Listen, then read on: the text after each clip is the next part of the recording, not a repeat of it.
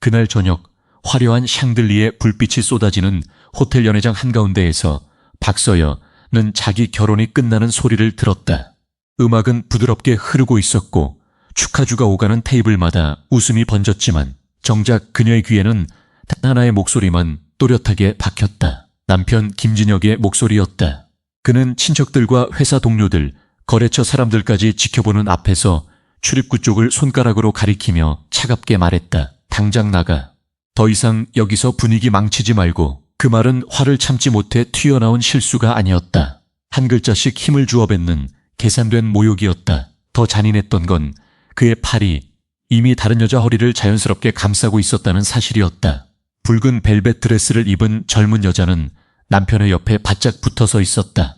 깊게 파인 목선, 조심스러운 척 내리깐 눈, 그러나 입가에 걸린 희미한 미소까지.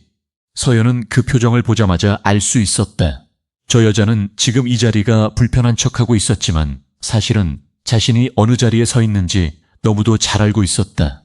그리고 그 뒤에는 시어머니가 있었다. 최 여사는 아들의 승진 축하 자리가 완벽해야 한다는 듯 며느리를 보는 눈에 털끝만한 연민도 담지 않았다. 오히려 빨리 사라지라는 재촉이 더 짙었다. 마치 서연만 없어지면 이 밤이 흠없는 영광으로 남을 거라는 듯했다. 그 순간 서연은 이상하리만큼 울컥하지 않았다. 수치심이 너무 크면 사람은 오히려 조용해진다. 얼굴이 화끈거리고 손끝이 식어가는데도 마음 한구석은 차갑게 가라앉았다. 아, 결국 여기까지 왔구나. 지난 10년 동안 덮고 또 덮어두었던 균열이 마침내 사람들 앞에서 벌어지고 있었다. 연회장 안공기는 지나치게 따뜻했다. 향수 냄새와 와인향, 꽃장식에서 올라오는 달큰한 기운이 뒤섞여 숨이 막혔다. 서연은 그 자리에서 자기 차림을 한번 내려다보았다. 급히 움직이며 정리한 옷매무새, 하루 종일 준비에 시달린 흔적이 남은 손등, 그리고 이 자리를 위해 끝내버리지 못한 아내라는 체면. 남편은 그런 그녀를 보며 한 번 더 눈살을 찌푸렸다. 왜 아직도 서 있냐는 표정이었다. 예전 같았으면 그 눈빛 하나만으로도 가슴이 무너졌을 것이다. 하지만 그날의 서연은 이상하게도 무너지는 대신 또렷해지고 있었다. 짧은 정적이 흘렀다. 주변 사람들은 노골적으로 시선을 피하지도 못했다. 누군가는 잔을 든 채 멈춰섰고 누군가는 낮은 목소리로 속삭였다. 회사 관계자 몇 명은 진혁의 표정을 살폈고 친척들은 입술을 오므린 채 상황을 구경했다. 누구 하나 서연 편에 서서 말리지 않았다. 그 침묵이야말로 가장 익숙한 배신이었다. 집안에서 늘 그래 왔으니까. 누군가 선을 넘고 서연은 참으며 다른 사람들은 못 본 척했다. 다만 이번에는 장소가 달랐다. 집이 아니라 호텔이었고 식탁이 아니라 연회장이었고 가족 몇 명이 아니라 세상이 보는 자리였다. 진혁은 한 걸음 더 앞으로 나왔다. 그리고 마치 자신이 피해자인 것처럼 지친 목소리로 말했다. 이런 자리까지 와서 왜 이래? 제발 눈치 좀 봐. 그 말은 서연의 가슴보다 자존심을 먼저 찔렀다. 여기까지 오게 만든 사람이 누구인데 이제 와서 눈치를 말하고 있었다. 서연은 그를 바라보았다. 한때는 비 오는 날 낡은 셔츠를 입고 뛰어다니던 남자였다. 함께 버틴 세월이 있었고 믿었던 약속이 있었고 적어도 사람들 앞에서만큼은 서로의 체면을 지켜줄 거라 생각했던 시간이 있었다. 그런데 지금 그의 손은 아내가 아닌 젊은 여자의 허리에 얹혀 있었다. 그 손의 위치가 말보다 더 많은 것을 설명하고 있었다. 서연이 천천히 시선을 옮겨 그 여자를 보았을 때였다. 젊은 여자의 얼굴이 갑자기 굳었다. 처음에는 단순한 불편함인 줄 알았다. 그런데 아니었다. 그녀의 입술에서 핏기가 빠르게 사라졌다. 눈동자가 흔들렸고 서연의 얼굴을 다시 확인하듯 바라보더니 손끝까지 미세하게 떨렸다. 방금 전까지 남편 곁에서 얌전한 미소를 띠고 있던 그 여자가 마치 절대 여기 있어서는 안 될 사람을 본 것처럼 새하얗게 질려버린 것이다. 그리고 마침내 그녀의 입에서 떨리는 목소리가 흘러나왔다. 회장님, 왜 여기 계세요? 그 한마디로 연회장의 공기가 완전히 뒤집혔다. 음악은 여전히 흐르고 있었지만 아무도 듣지 못했다. 진혁의 표정이 먼저 머섰고 최 여사의 눈빛이 급하게 흔들렸다. 방금까지 서연을 쫓아내려던 사람들의 얼굴에 같은 질문이 번졌다. 회장님이라고? 누구를? 왜? 서연은 아무 말도 하지 않았지만 바로 그 침묵 때문에 더 많은 것이 무너져 내렸다. 그녀를 초라한 아내쯤으로 취급하던 시선들이 순식간에 방향을 잃었다. 그제야 정말 그제야 누군가는 깨닫기 시작했다. 오늘 이 자리에서 모욕당한 사람이 단순히 말없는 아내가 아니었다는 것을, 그리고 이 밤의 끝이 방금 전까지 모두가 믿고 있던 방향으로는 가지 않을 거라는 것을. 그 밤이 어디서부터 잘못되었는지 되짚어 올라가면 결국 한 사람의 삶으로 닿게 된다. 박서연, 39, 김진혁과 결혼한 지 꼭 10년이 된 여자였다. 남편은 41였고 둘 사이에는 10살 난 아들 민준이 있었다. 겉으로 보기엔 평범한 중산층 가정처럼 보였지만 집 안으로 한 발만 들어서면 공기가 달랐다. 그 집에는 남편보다 더 강한 중심이 있었고 시아버지가 오래전에 세상을 떠난 뒤로 그 중심은 줄곧 시어머니 최 여사였다. 집안의 질서도 말의 무게도 누가 귀하고 누가 참아야 하는지도 모두 그 여자의 기준으로 정해졌다. 최 여사가 입버릇처럼 말하던 것은 체면과 위아래였다. 하지만 서연이 살아보니 그 위아래라는 말은 늘 한쪽으로만 기울어 있었다. 아들이 하면 야무진 것이고 며느리가 하면 당연한 것이었다. 아들이 늦게 들어오면 사회생활이 힘든 탓이 되었고 며느리가 잠시라도 쉬면 게으르다는 소리를 들었다. 같은 식탁에 앉아도 칭찬은 늘 아들 쪽으로 흘렀고 며느리에게 돌아오는 것은 수고했다는 한마디, 대신 더 잘하라는 눈빛뿐이었다. 서연은 그 눈빛을 10년 동안 너무 많이 봐서 이제는 말이 나오기 전부터도 기색만으로 알아차릴 수 있을 정도였다. 그래도 쉽게 맞서지 못한 데에는 이유가 있었다. 아니, 정확히는 맞서지 않기로서 선택해 온 시간에 가까웠다. 서연은 원래 목소리가 없는 사람이 아니었다. 무엇이 부당한지 모를 만큼 둔한 사람도 아니었다. 다만 한번 말이 커지기 시작하면 그 불씨가 어디로 튈지 너무 잘 알았다. 시어머니와 며느리의 다툼은 늘 남편을 가운데 세우고 결국은 아이 앞에서 집안을 갈라놓곤 했다. 그래서 서연은 자주 입을 다물었다. 지는 것이 아니라 버티는 방식으로. 가정을 깨지 않기 위해 적어도 민준이 앞에서만은 어른들이 서로를 물어뜯는 모습을 남기지 않기 위해서였다. 민준이는 아직 초등학교 3학년이었다.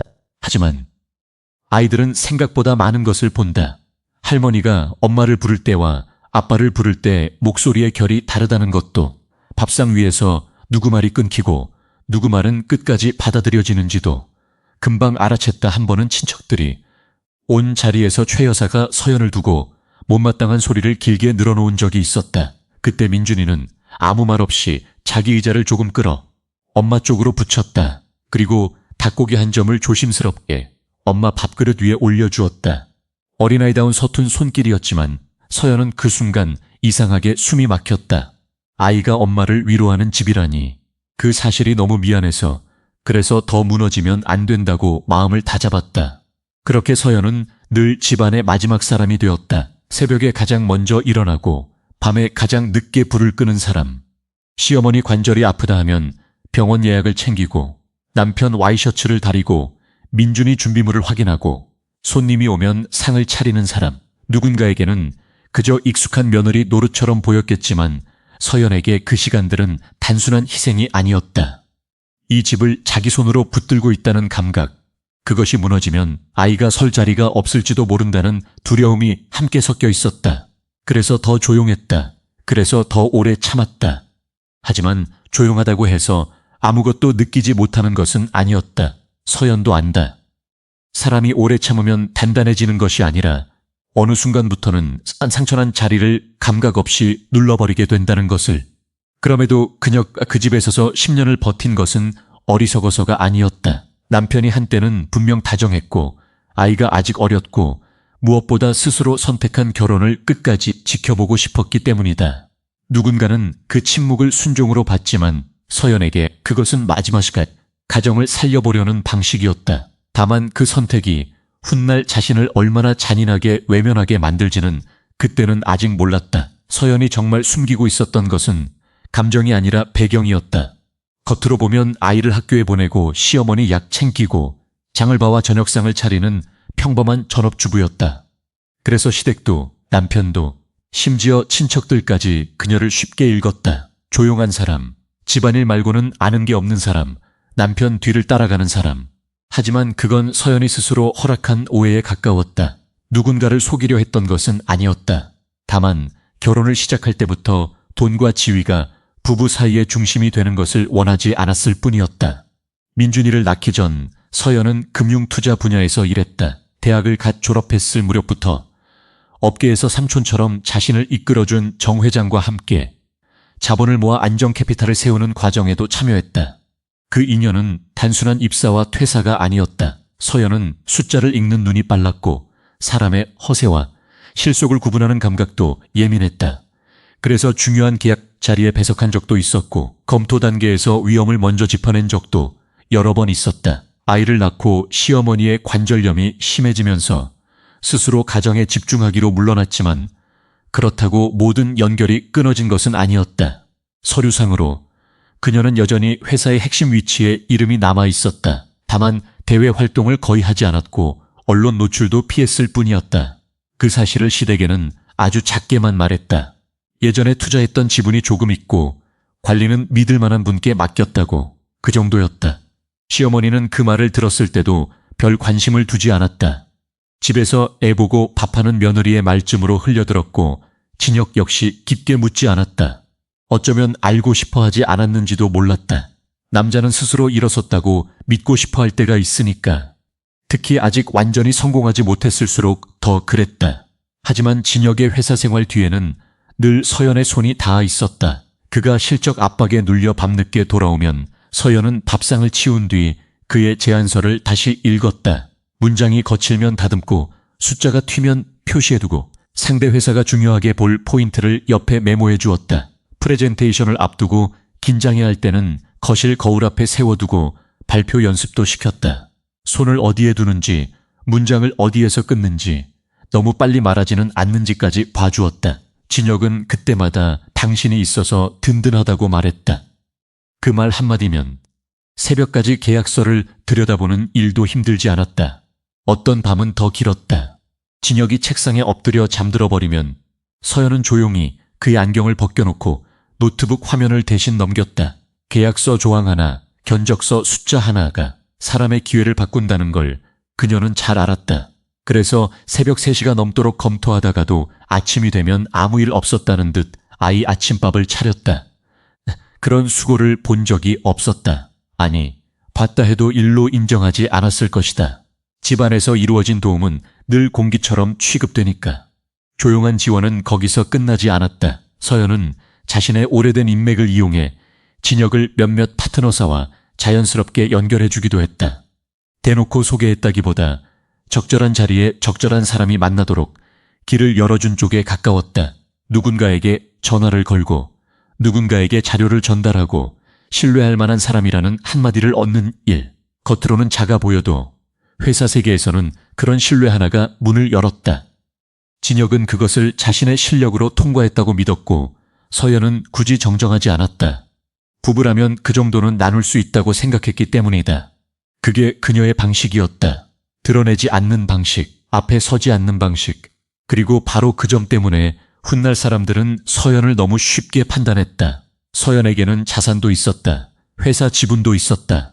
당장 손을 대지 않아도 흔들리지 않을 기반이 있었다. 그러나 결혼 생활 내내 그것을 방패처럼 꺼내든 적은 한 번도 없었다.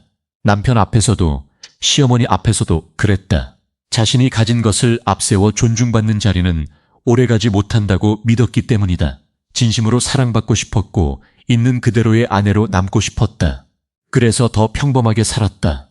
더 조용히 물러섰다. 문제는 바로 거기서 시작되었다. 사람은 보이지 않는 헌신을 너무 오래 받으면 그것이 원래부터 자기 몫이었다고 착각하게 된다.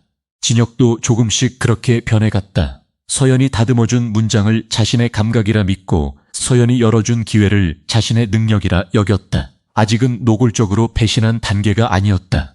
하지만 이미 씨앗은 뿌려져 있었다. 누가 자신을 받쳐주었는지 잊기 시작한 사람의 눈빛은 생각보다 빨리 달라진다. 그리고 서연은 그 변화를 누구보다 먼저 느끼고 있었다. 서연이 더 아프게 느낀 것은 진혁이 원래부터 차갑고 잔인한 사람이 아니었다는 사실이었다.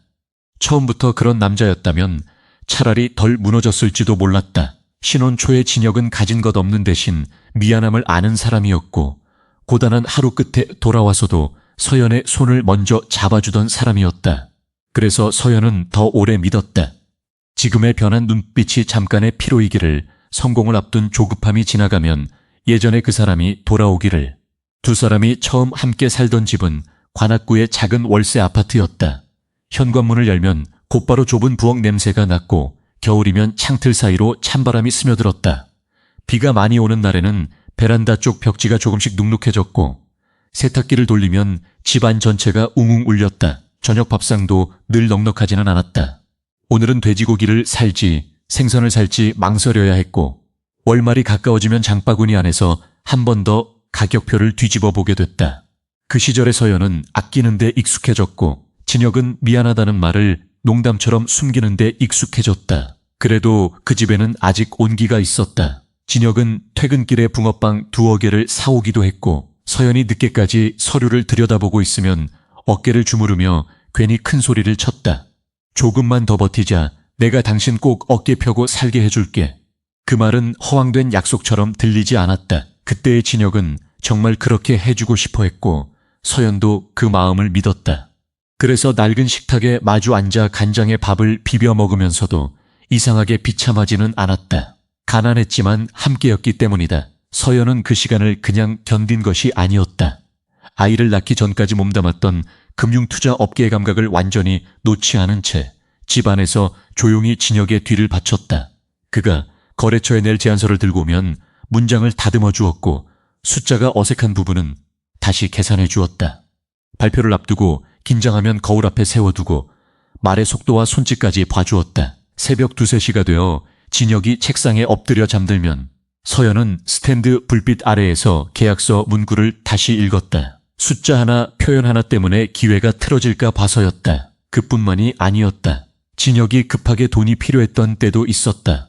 셔츠 한 벌 더 맞추는 일조차 부담스러웠고 중요한 자리에 신고 갈 구두값이 아까워 한참을 망설이던 시절이었다. 그럴 때마다 서연은 자기 몫을 줄였다. 새 옷을 밀었고 쓰지 않아도 되는 돈처럼 보이는 것부터 먼저 접었다.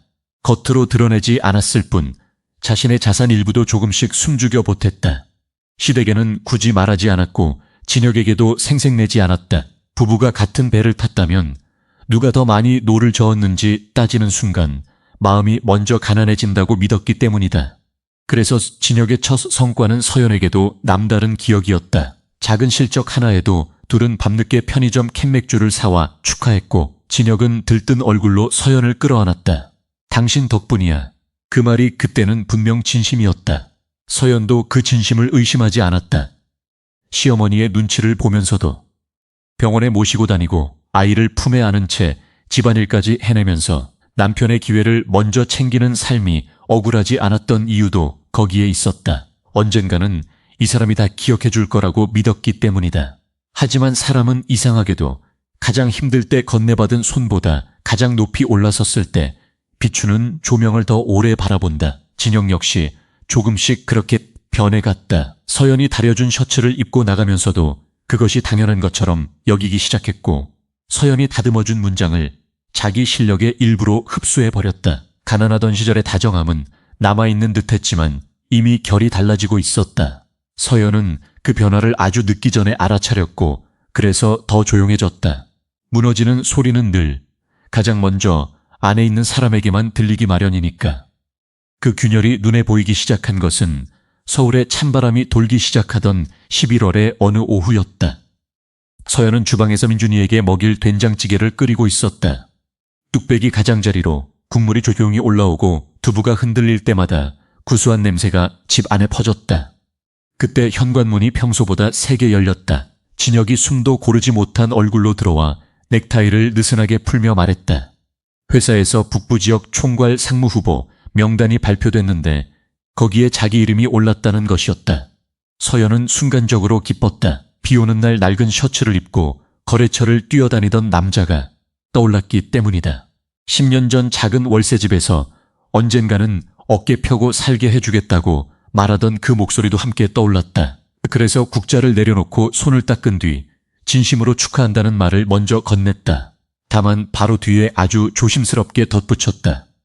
아직은 후보일 뿐이니 조금만 더 신중하자고. 정식 발령이 나면 그때 제대로 축하하자고. 서연에게는 그 말이 너무나 당연했다. 중요한 자리일수록 마지막 검증이 더 까다롭다는 걸 그는 몰라도 서연은 알고 있었다. 하지만 진혁의 표정은 그 자리에서 미묘하게 굳었다. 입가에 맺혀있던 들뜬 웃음이 얇아졌고 눈빛에는 반가움 대신 서운함이 번졌다. 그는 당신은 항상 그렇다며 기뻐하기도 전에 신중하라는 말부터 한다고 쏘아 붙였다.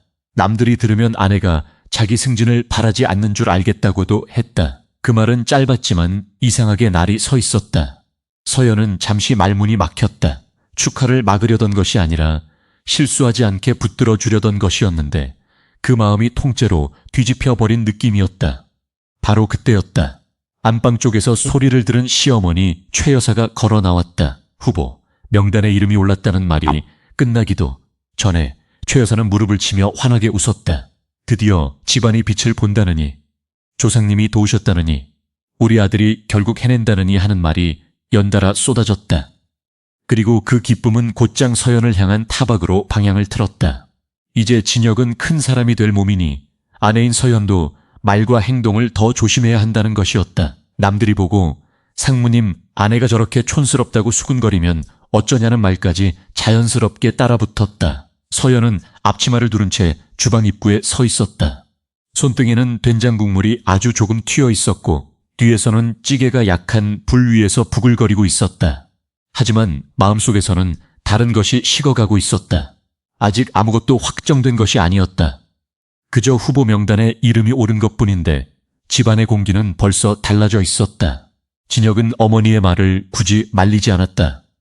예전 같았으면 서연에게 그렇게 말하지 말라고 웃으며 끼어들었을 사람이었다. 그런데 그날은 아니었다. 그는 마치 그 말들이 당연하다는 듯 침묵했다. 그날 밤 최 여사는 여기저기 전화를 걸었다. 잠실에 사는 고모에게도 고향 친척들에게도 아파트에서 알고 지내는 사람들에게도 빠짐이 없었다. 우리 진혁이가 곧 상무가 된다. 누구 도움 하나 없이 제 힘으로 올라간 거다. 그런 말이 베란다까지 또렷하게 들려왔다. 서연은 빨래를 개다 말고 손을 멈췄다. 생색을 바라며 살아온 것은 아니었다. 그렇지만 누군가의 손길이 있었던 시간을 그렇게 깨끗하게 지워버리면 듣는 사람의 가슴은 서늘해질 수밖에 없었다. 더 서늘한 것은 진혁의 태도였다. 그는 어머니의 자랑을 불편해하기는커녕 은근히 즐기는 듯 보였다. 집에 들어와도 전처럼 민준이 학교 이야기를 묻지 않았고 서연에게 오늘 하루 어땠는지 건네는 말도 줄었다. 식탁에 앉아 있어도 마음은 이미 다른 곳에 가 있는 사람 같았다. 서연은 그 변화를 애써 작게 해석하려 했다. 승진을 앞두고 있으니 예민할 거라고, 조금만 지나면 괜찮아질 거라고. 하지만 어떤 변화는 작게 보려고 해도 점점 커진다. 특히 집안에서 매일 마주보는 사람의 거리감은 숨기려 해도 숨겨지지 않는다. 그날 이후 서연은 비로소 알게 됐다. 성공은 사람을 높이 올려주기도 하지만 때로는 그 사람이 원래 무엇을 받고 올라왔는지 잊게 만들기도 한다는 것을. 그리고 그 망각은 늘 가장 가까운 사람부터 다치게 했다. 그 무렵부터 집안의 공기는 눈에 보이지 않게 서열을 다시 짜기 시작했다. 예전에는 진혁이 퇴근에 들어오면 서연이 먼저 밥을 데우고 민준이가 학교에서 있었던 일을 종알거리면 그 소리를 함께 들으며 저녁상이 흘러갔다.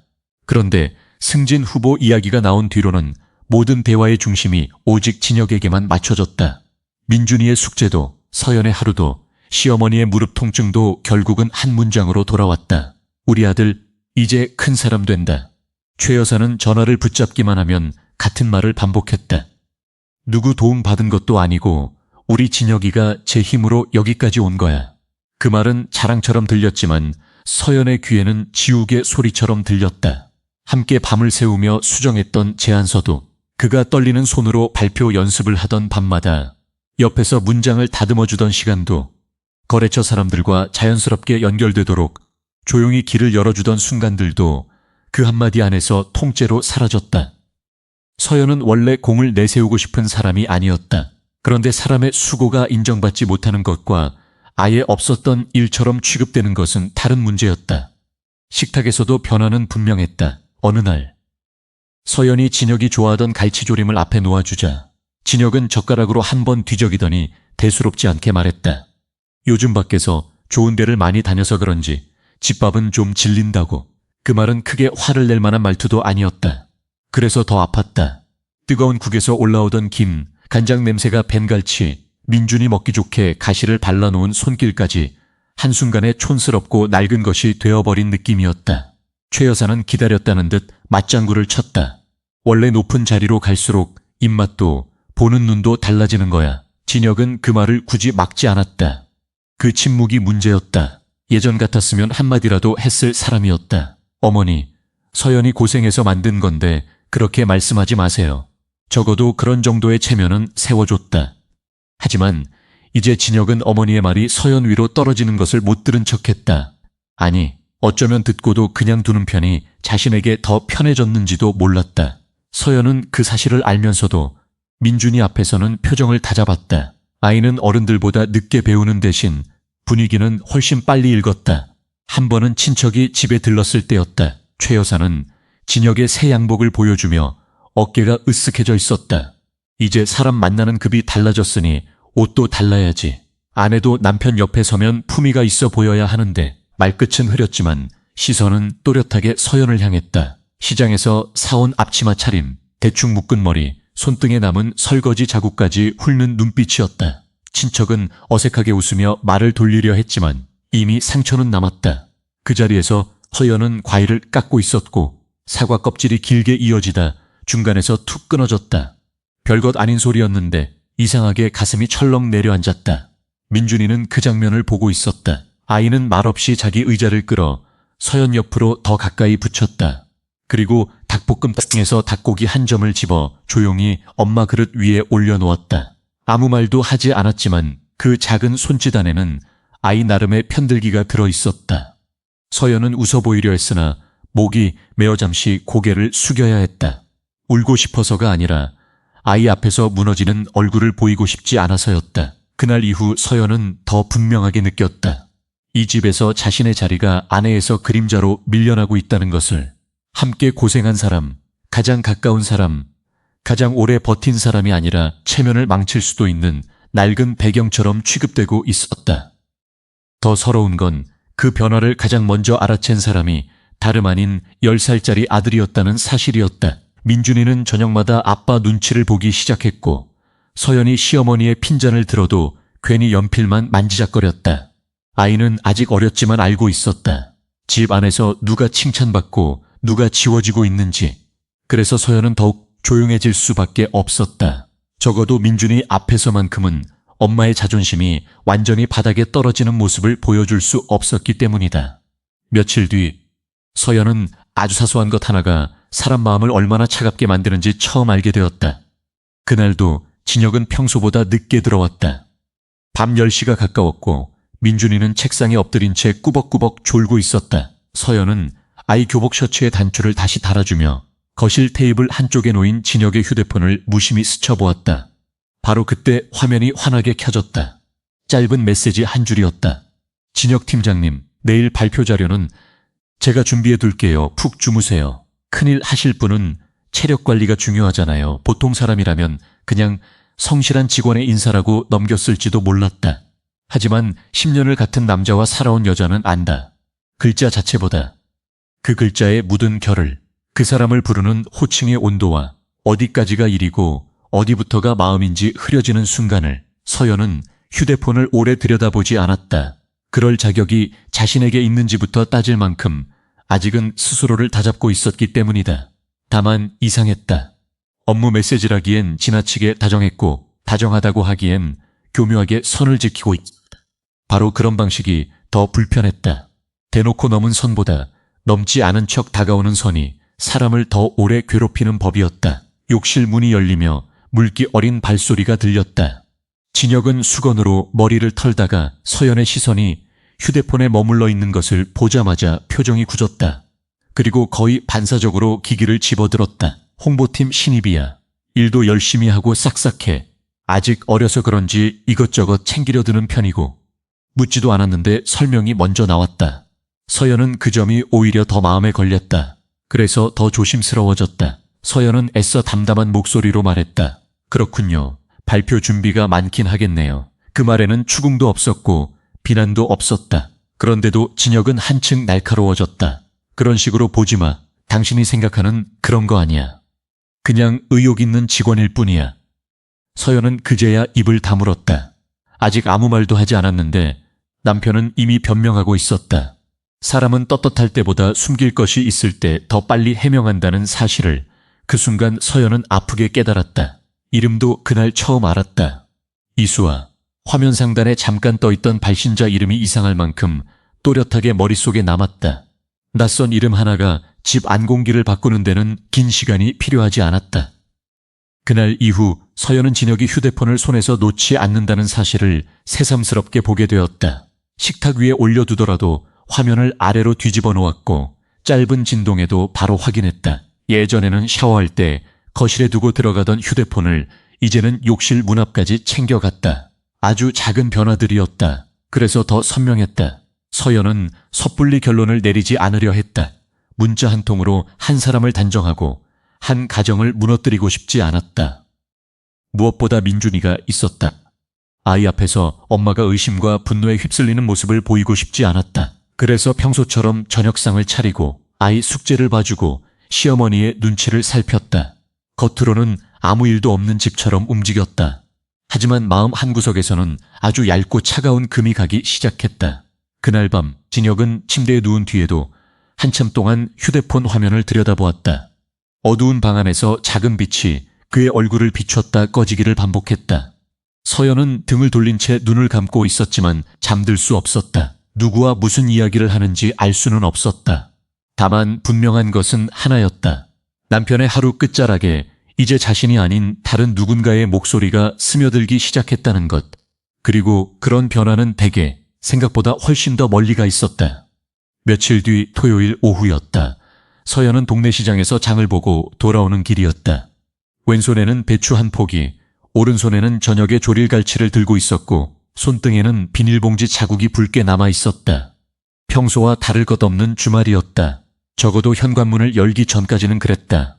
문이 열리자 먼저 들려온 것은 시어머니의 웃음소리였다. 서연은 잠시 발을 멈췄다. 그 웃음은 이상하리만큼 가볍고 경쾌했다. 자신에게는 좀처럼 향하지 않던 종류의 웃음이었다.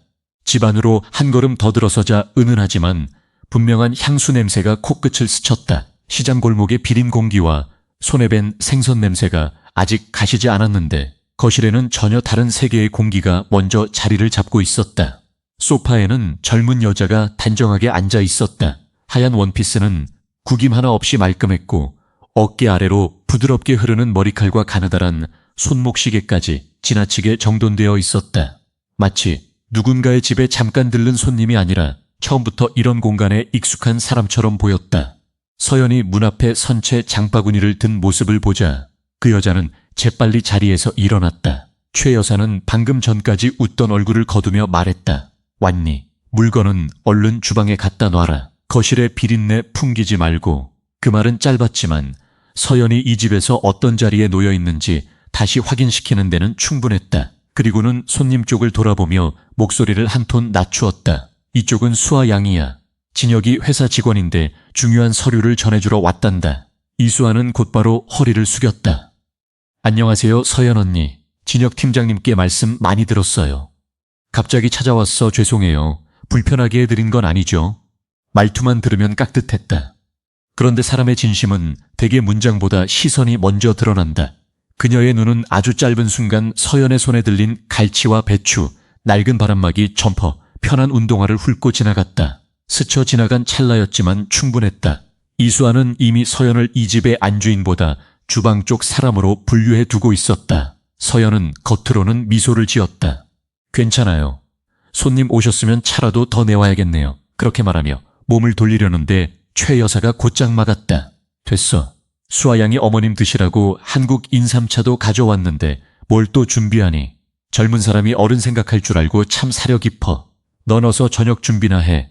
같은 집 아닌데도 말의 온도는 너무 달랐다. 10년 동안 병원에 모시고 다니고 밤이면 무릎 찜질을 해드리고 날씨 흐린 날마다 관절약 챙겨드린 며느리에게는 한 번도 쓰지 않던 다정한 어조였다.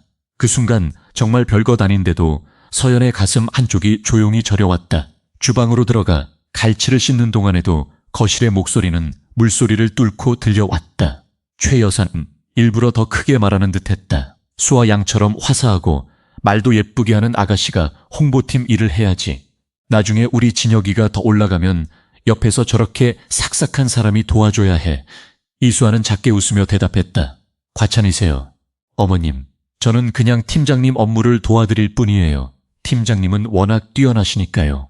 스트레스 많으실 텐데 존경하고 아끼는 마음으로 최선을 다하고 싶어요. 아낀다는 말에서 서연의 손이 잠깐 멈췄다. 물에 젖은 갈치는 차갑고 미끄러웠지만 손끝보다 먼저 식어가는 것은 마음이었다. 이수아는 급히 말을 고쳐 예의를 지키는 척했지만 이미 늦었다. 어떤 단어는 한 번 밖으로 나오면 다시 주워 담을 수 없다. 더구나 그것이 남의 집 거실에서 남의 남편을 향해 흘러나온 말이라면 더 그랬다. 서연은 고개를 들지 않았다. 간장과 양념을 차례로 꺼내며 숨을 골랐다. 침묵은 때로 약해서가 아니라 입을 여는 순간 무언가 아주 결정적으로 부서질 것을 알기 때문에 선택하는 것이었다. 하지만 그날 서연은 분명히 느꼈다. 이 집 안으로 낯선 여자 하나가 들어온 것이 아니었다. 자신이 지켜온 자리 한가운데로 누군가의 시선과 냄새와 말투가 이미 발을 들여놓고 있었다는 것을. 거실에서는 최 여사의 칭찬이 끊이지 않았다. 이수아가 가져온 인삼차를 쓰다듬으며 요즘 젊은 사람다 않게 어른을 공경할 줄 안다. 말씨가 곱다. 얼굴만 예쁜 게 아니라 속도 깊다고 했다. 칭찬은 분명 수아를 향한 말이었지만 이상하게도 끝마다 서연을 찔렀다. 10년을 살아도 며느리는 못한 일을 이 젊은 여자는 해낸다는 뜻이었다. 서연은 갈치에 칼집을 넣으며 그 뒷말까지 다 들었다. 다만 모르는 척했을 뿐이었다. 이수아는 영리했다. 대놓고 선을 넘지 않았다. 과찬이라며 웃고 자신은 팀장님 일을 조금 도울 뿐이라고 낮췄다. 그러면서도 최 여사의 무릎이 아프시다기에 마사지 크림을 사왔다고, 큰일을 앞두신 분이라 더 신경이 쓰였다고 말했다. 그 말끝마다 묘한 결이 남았다. 존경한다는 말, 아낀다는 말. 특히 그 아낀다는 한 단어가 서연의 귓가에 오래 걸렸다. 실수처럼 흘렀지만 정말 실수였다면 그렇게 자연스럽지는 않았을 터였다. 잠시 후 현관문이 열리고 진혁이 들어왔다. 수아는 기다렸다는 듯 일어나 서류 봉투를 건넸다. 최 여사의 얼굴이 환해졌다. 주방 문턱 너머에서 그 장면을 보던 서연은 두 사람이 이미 서로의 속도에 익숙하다는 걸 알아차렸다. 낯선 사람끼리의 거리라고 보기엔 너무 자연스럽다. 팀장님 의견대로 기획안 다시 정리했어요. 발표하실 때 보시기 편하시라고 컬러로도 한 부 더 뽑았고요. 별것 아닌 업무 보고처럼 들렸지만 서연에게는 아니었다. 예전에는 그런 일을 집에서 해주던 사람이 자신이었다. 문장을 덜어내고 숫자 배열을 고치고 발표 순서를 손보던 밤들. 진혁이 사람들 앞에서 더 믿음직해 보이도록 뒤에서 받쳐주던 시간이 이제는 다른 여자의 부드러운 손으로 옮겨가고 있었다. 그리고 진혁이 웃었다. 집에서는 오래전에 사라진 편안한 웃음이었다. 고마워요, 수아씨. 수아씨가 있으면 마음이 놓여. 그 한마디에 서연의 손끝이 멈췄다. 냄비 안양념이 복을 끌었다가 잦아들었다. 한때 그 말은 서연의 자리였다. 그런데 이제 그 자리를 다른 여자가, 그것도 서연의 집안에서 너무 당연하게 차지하고 있었다. 최 여사는 놓치지 않았다. 사람을 편하게 해주는 게 진짜 능력이라며 수아를 지켜세웠고, 일부러 주방 쪽을 힐끗 보며 어떤 사람은 맨날 집밥 타령만 하니 남자들이 답답하다고 덧붙였다. 집밥 타령, 지난 10년의 끼니와 기다림이 한순간 촌스러운 집착처럼 깎여나가는 말이었다. 결국 서연도 짧게 입을 열었다. 그래요. 회사 일까지 챙기고 어머님 선물까지 챙겨주니 참 든든하시겠네요. 아내 자리가 많이 가벼워졌겠어요. 순간 거실이 조용해졌다. 하지만 가장 먼저 반응한 건 진혁이었다. 그는 곧바로 얼굴을 굳히며 말했다. 수아 씨는 그냥 일 도와준 거라며 왜 사람 호의를 꼭 비꼬아서 받아들이냐고 했다. 그리고 한숨까지 섞었다. 집에만 있으면 생각이 한쪽으로 치우치는 거 알아? 세상 일이 다 그렇게 보여? 그 말은 다른 여자 앞에서 더 깊게 박혔다. 이수아는 아무 말도 하지 않았고 그 침묵 때문에 오히려 서연만 예민한 사람처럼 보였다. 결국 서연은 더 말하지 않았다. 더 말하면 자신만 초라해질 것을 알았기 때문이다. 수아가 돌아가겠다고 일어서자 진혁은 현관까지 배웅을 나갔다. 문이 닫히기 직전 낮고 부드러운 목소리가 들렸다. 고생했어요. 내일 보죠. 그제야 서연은 비로소 알았다. 아직 누구도 불륜을 인정하지는 않았다. 하지만 세 사람 사이의 자리는 이미 정해지고 있었다. 아내는 예민한 사람, 시어머니는 판정자, 젊은 여자는 이해심 많은 조력자, 그리고 진혁은 그 구도를 바로잡지 않았다. 어쩌면 그 구도가 이미 편해진 쪽에 서 있었는지도 몰랐다. 그 뒤로 집 안에는 눈에 보이지 않는 문이 하나 생긴 것 같았다. 같은 식탁에 앉아도 서로 다른 방에 있는 사람들처럼 멀어졌다. 진혁은 예전보다 더 자주 늦었고 늦는다는 말조차 짧아졌다. 회식이야, 거래처야, 발표 준비야.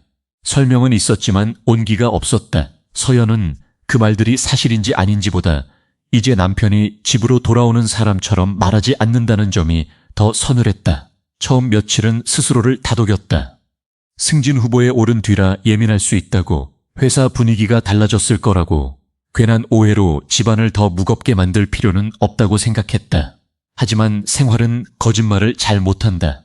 사람이 마음을 다른 데 두기 시작하면 말보다 먼저 리듬이 바뀌고 그 리듬은 매일 밥 짓고 문 여닫는 사람에게 가장 먼저 들킨다.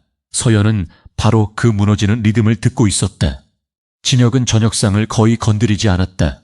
한때 가장 좋아하던 반찬이 올라가도 젓가락만 두어 번 움직이다 말았다.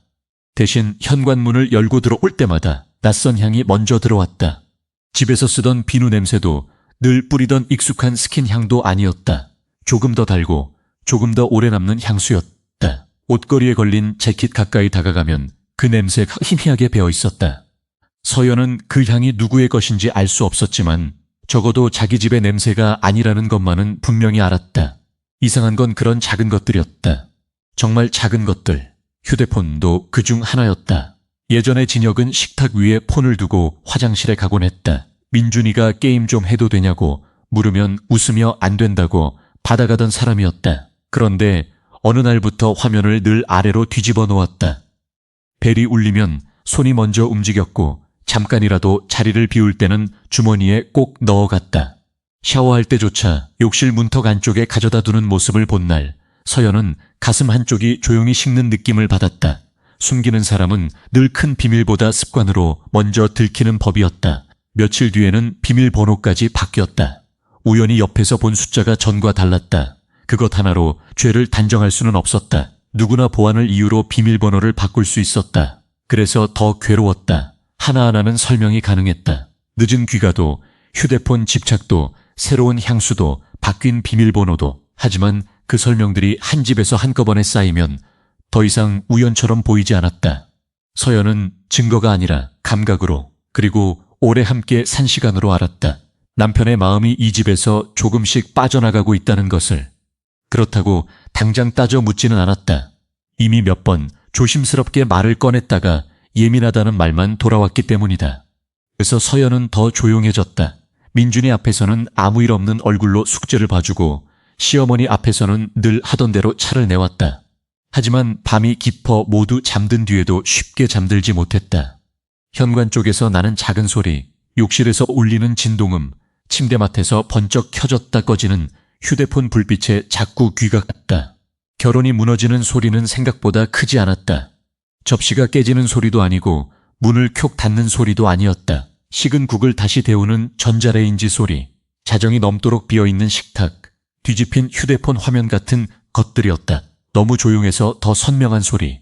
서연은 그 조용한 파열음을 매일 듣고 있었다. 그리고 비로소 감정만으로는 버틸 수 없는 시간이 오고 있다는 것을 어렴풋이 깨닫기 시작했다. 그 무렵부터 서연은 남편의 셔츠를 세탁기에 넣기 전에 한 번씩 손끝으로 옷깃을 만져보게 되었다. 예전에는 그런 적이 없었다. 남편의 주머니에서 영수증이 나와도 넥타이에 낯선 향이 배어 있어도 그저 바쁜 날이었겠거니 하고 넘겼다. 하지만 의심은 한번 마음속에 자리를 잡으면 사람을 바꿔놓는다. 믿고 싶어서 더 오래 눈을 감게 만들고 또 한편으로는 아주 사소한 흔적까지 놓치지 않게 만든다. 서연은 그 두 가지 마음 사이에서 며칠째 지쳐가고 있었다. 결정적인 밤은 생각보다 평범하게 시작됐다.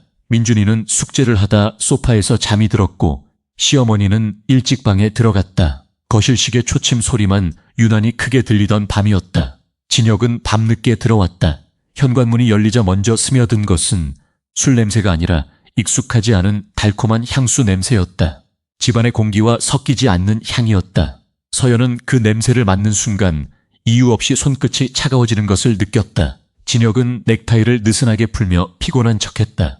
회식이 길어졌다는 말도 덧붙였다. 하지만 서연의 눈은 그의 얼굴이 아니라 셔츠 깃으로 향했다. 하얀 셔츠 옷깃 안쪽 턱이 닿는 부분에 아주 옅은 베이지빛 가루가 묻어 있었다. 조명 아래서 보면 거의 티가 나지 않을 정도였지만 매일 빨래를 하는 사람의 눈에는 달랐다. 파우더였다. 그것도 집에서 쓰는 종류가 아니었다. 서연은 잠시 숨을 멈췄다. 손을 뻗으면 닿을 거리였지만 이상하게도 그 작은 자국이 너무 멀게 느껴졌다. 그때였다. 진혁이 욕실로 들어가며 소파 위에 휴대폰을 놓고 갔다. 화면이 잠깐 밝아졌다. 서연은 일부러 보려 한 것이 아니었다. 그저 무심코 시선이 닿았을 뿐이었다. 그런데 한 줄의 문장이 눈에 박혔다. 보낸 사람은 이수아였다. 짧은 미리보기 창에 이렇게 떠 있었다. 팀장님, 아까 안아주셨던 거 아직 심장이 진정이 안 돼요. 내일은 저 진짜 못 쳐다볼 것 같아요. 그 문장을 읽는 데는 몇 초도 걸리지 않았다. 하지만 서연에게는 마치 아주 긴 시간이 지나간 것 같았다. 그동안 스스로를 붙들기 위해 만들어 두었던 모든 변명이 한순간에 무너졌다. 업무상 친절일 수도 있다. 젊은 직원의 철없는 말투일 수도 있다.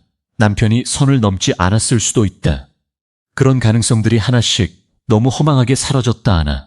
주셨던 거, 그 말 하나면 충분했다. 더 이상 오해라고 부를 여지가 없었다. 서연은 욕실 문이 열리기를 기다렸다. 진혁이 물기 묻은 손으로 휴대폰을 찾다가 그녀의 얼굴을 보고 멈칫했다. 서연은 떨리는 목소리를 억지로 눌렀다. 이수아 씨를 안아줬어요? 짧은 질문이었다. 비명도 아니고 추궁도 아니었다. 그런데 진혁은 곧바로 얼굴을 굳혔다. 미안함보다 짜증이 먼저 올라오는 표정이었다.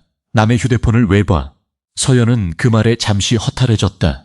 잘못을 들킨 사람이 아니라 들킨 사실에 화를 내는 사람의 태도였다. 그래서 더 선명했다. 그녀는 한 번 더 물었다. 옷깃의 파우더 자국과 향수 냄새, 방금 본 메시지까지 이제는 침묵으로 덮을 수 없었다. 그러자 진혁은 낮게 비웃듯 말했다. 집에만 있으니까 별걸 다 의심하네. 회사에서 사람들 달래고 챙기는 일도 모르면서 무조건 불륜으로 몰아가면 다야?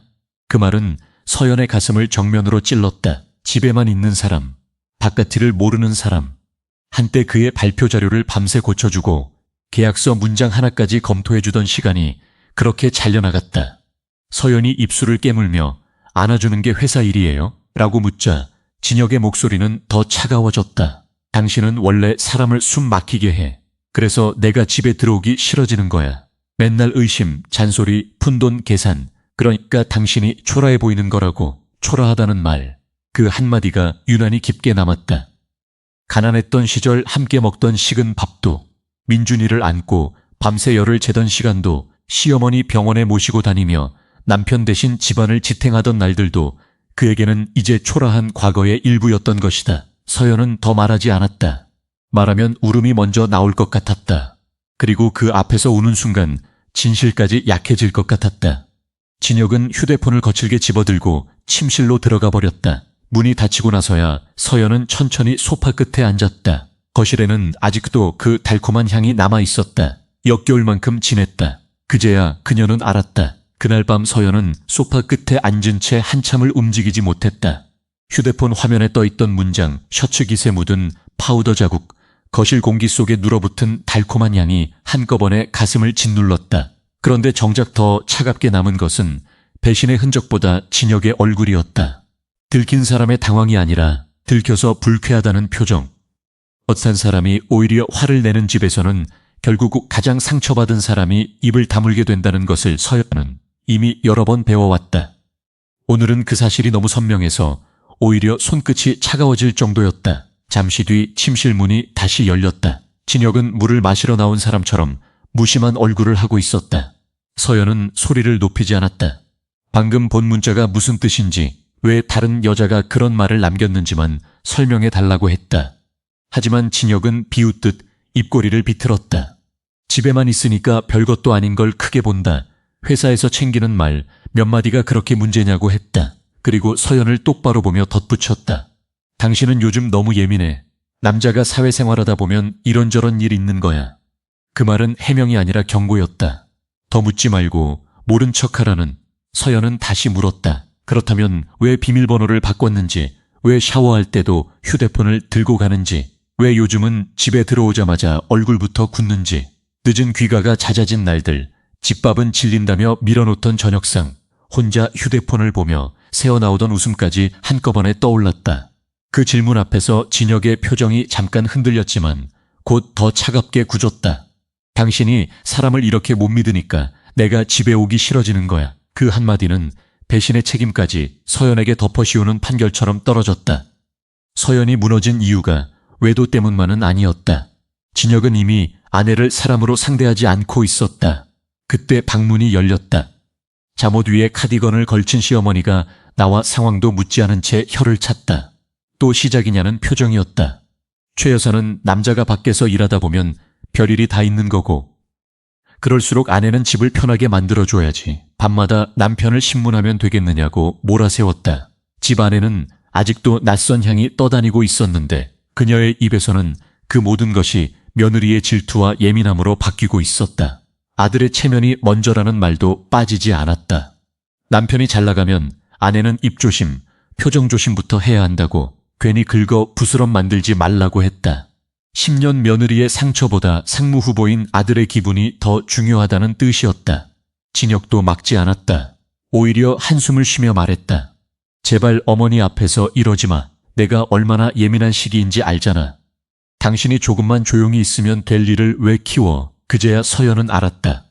진혁은 해명할 생각이 없었다. 그저 자신이 만든 더러운 진실을 아내가 덮어주기만 바라고 있었다. 그리고 문틈에 작은 그림자가 보였다. 민준이었다. 잠옷 차림에 맨발로 서 있는 아이의 얼굴은 이미 겁에 질려 있었다. 아이는 엄마와 아빠를 번갈아 보다가 서연 쪽으로 한 걸음 다가왔다.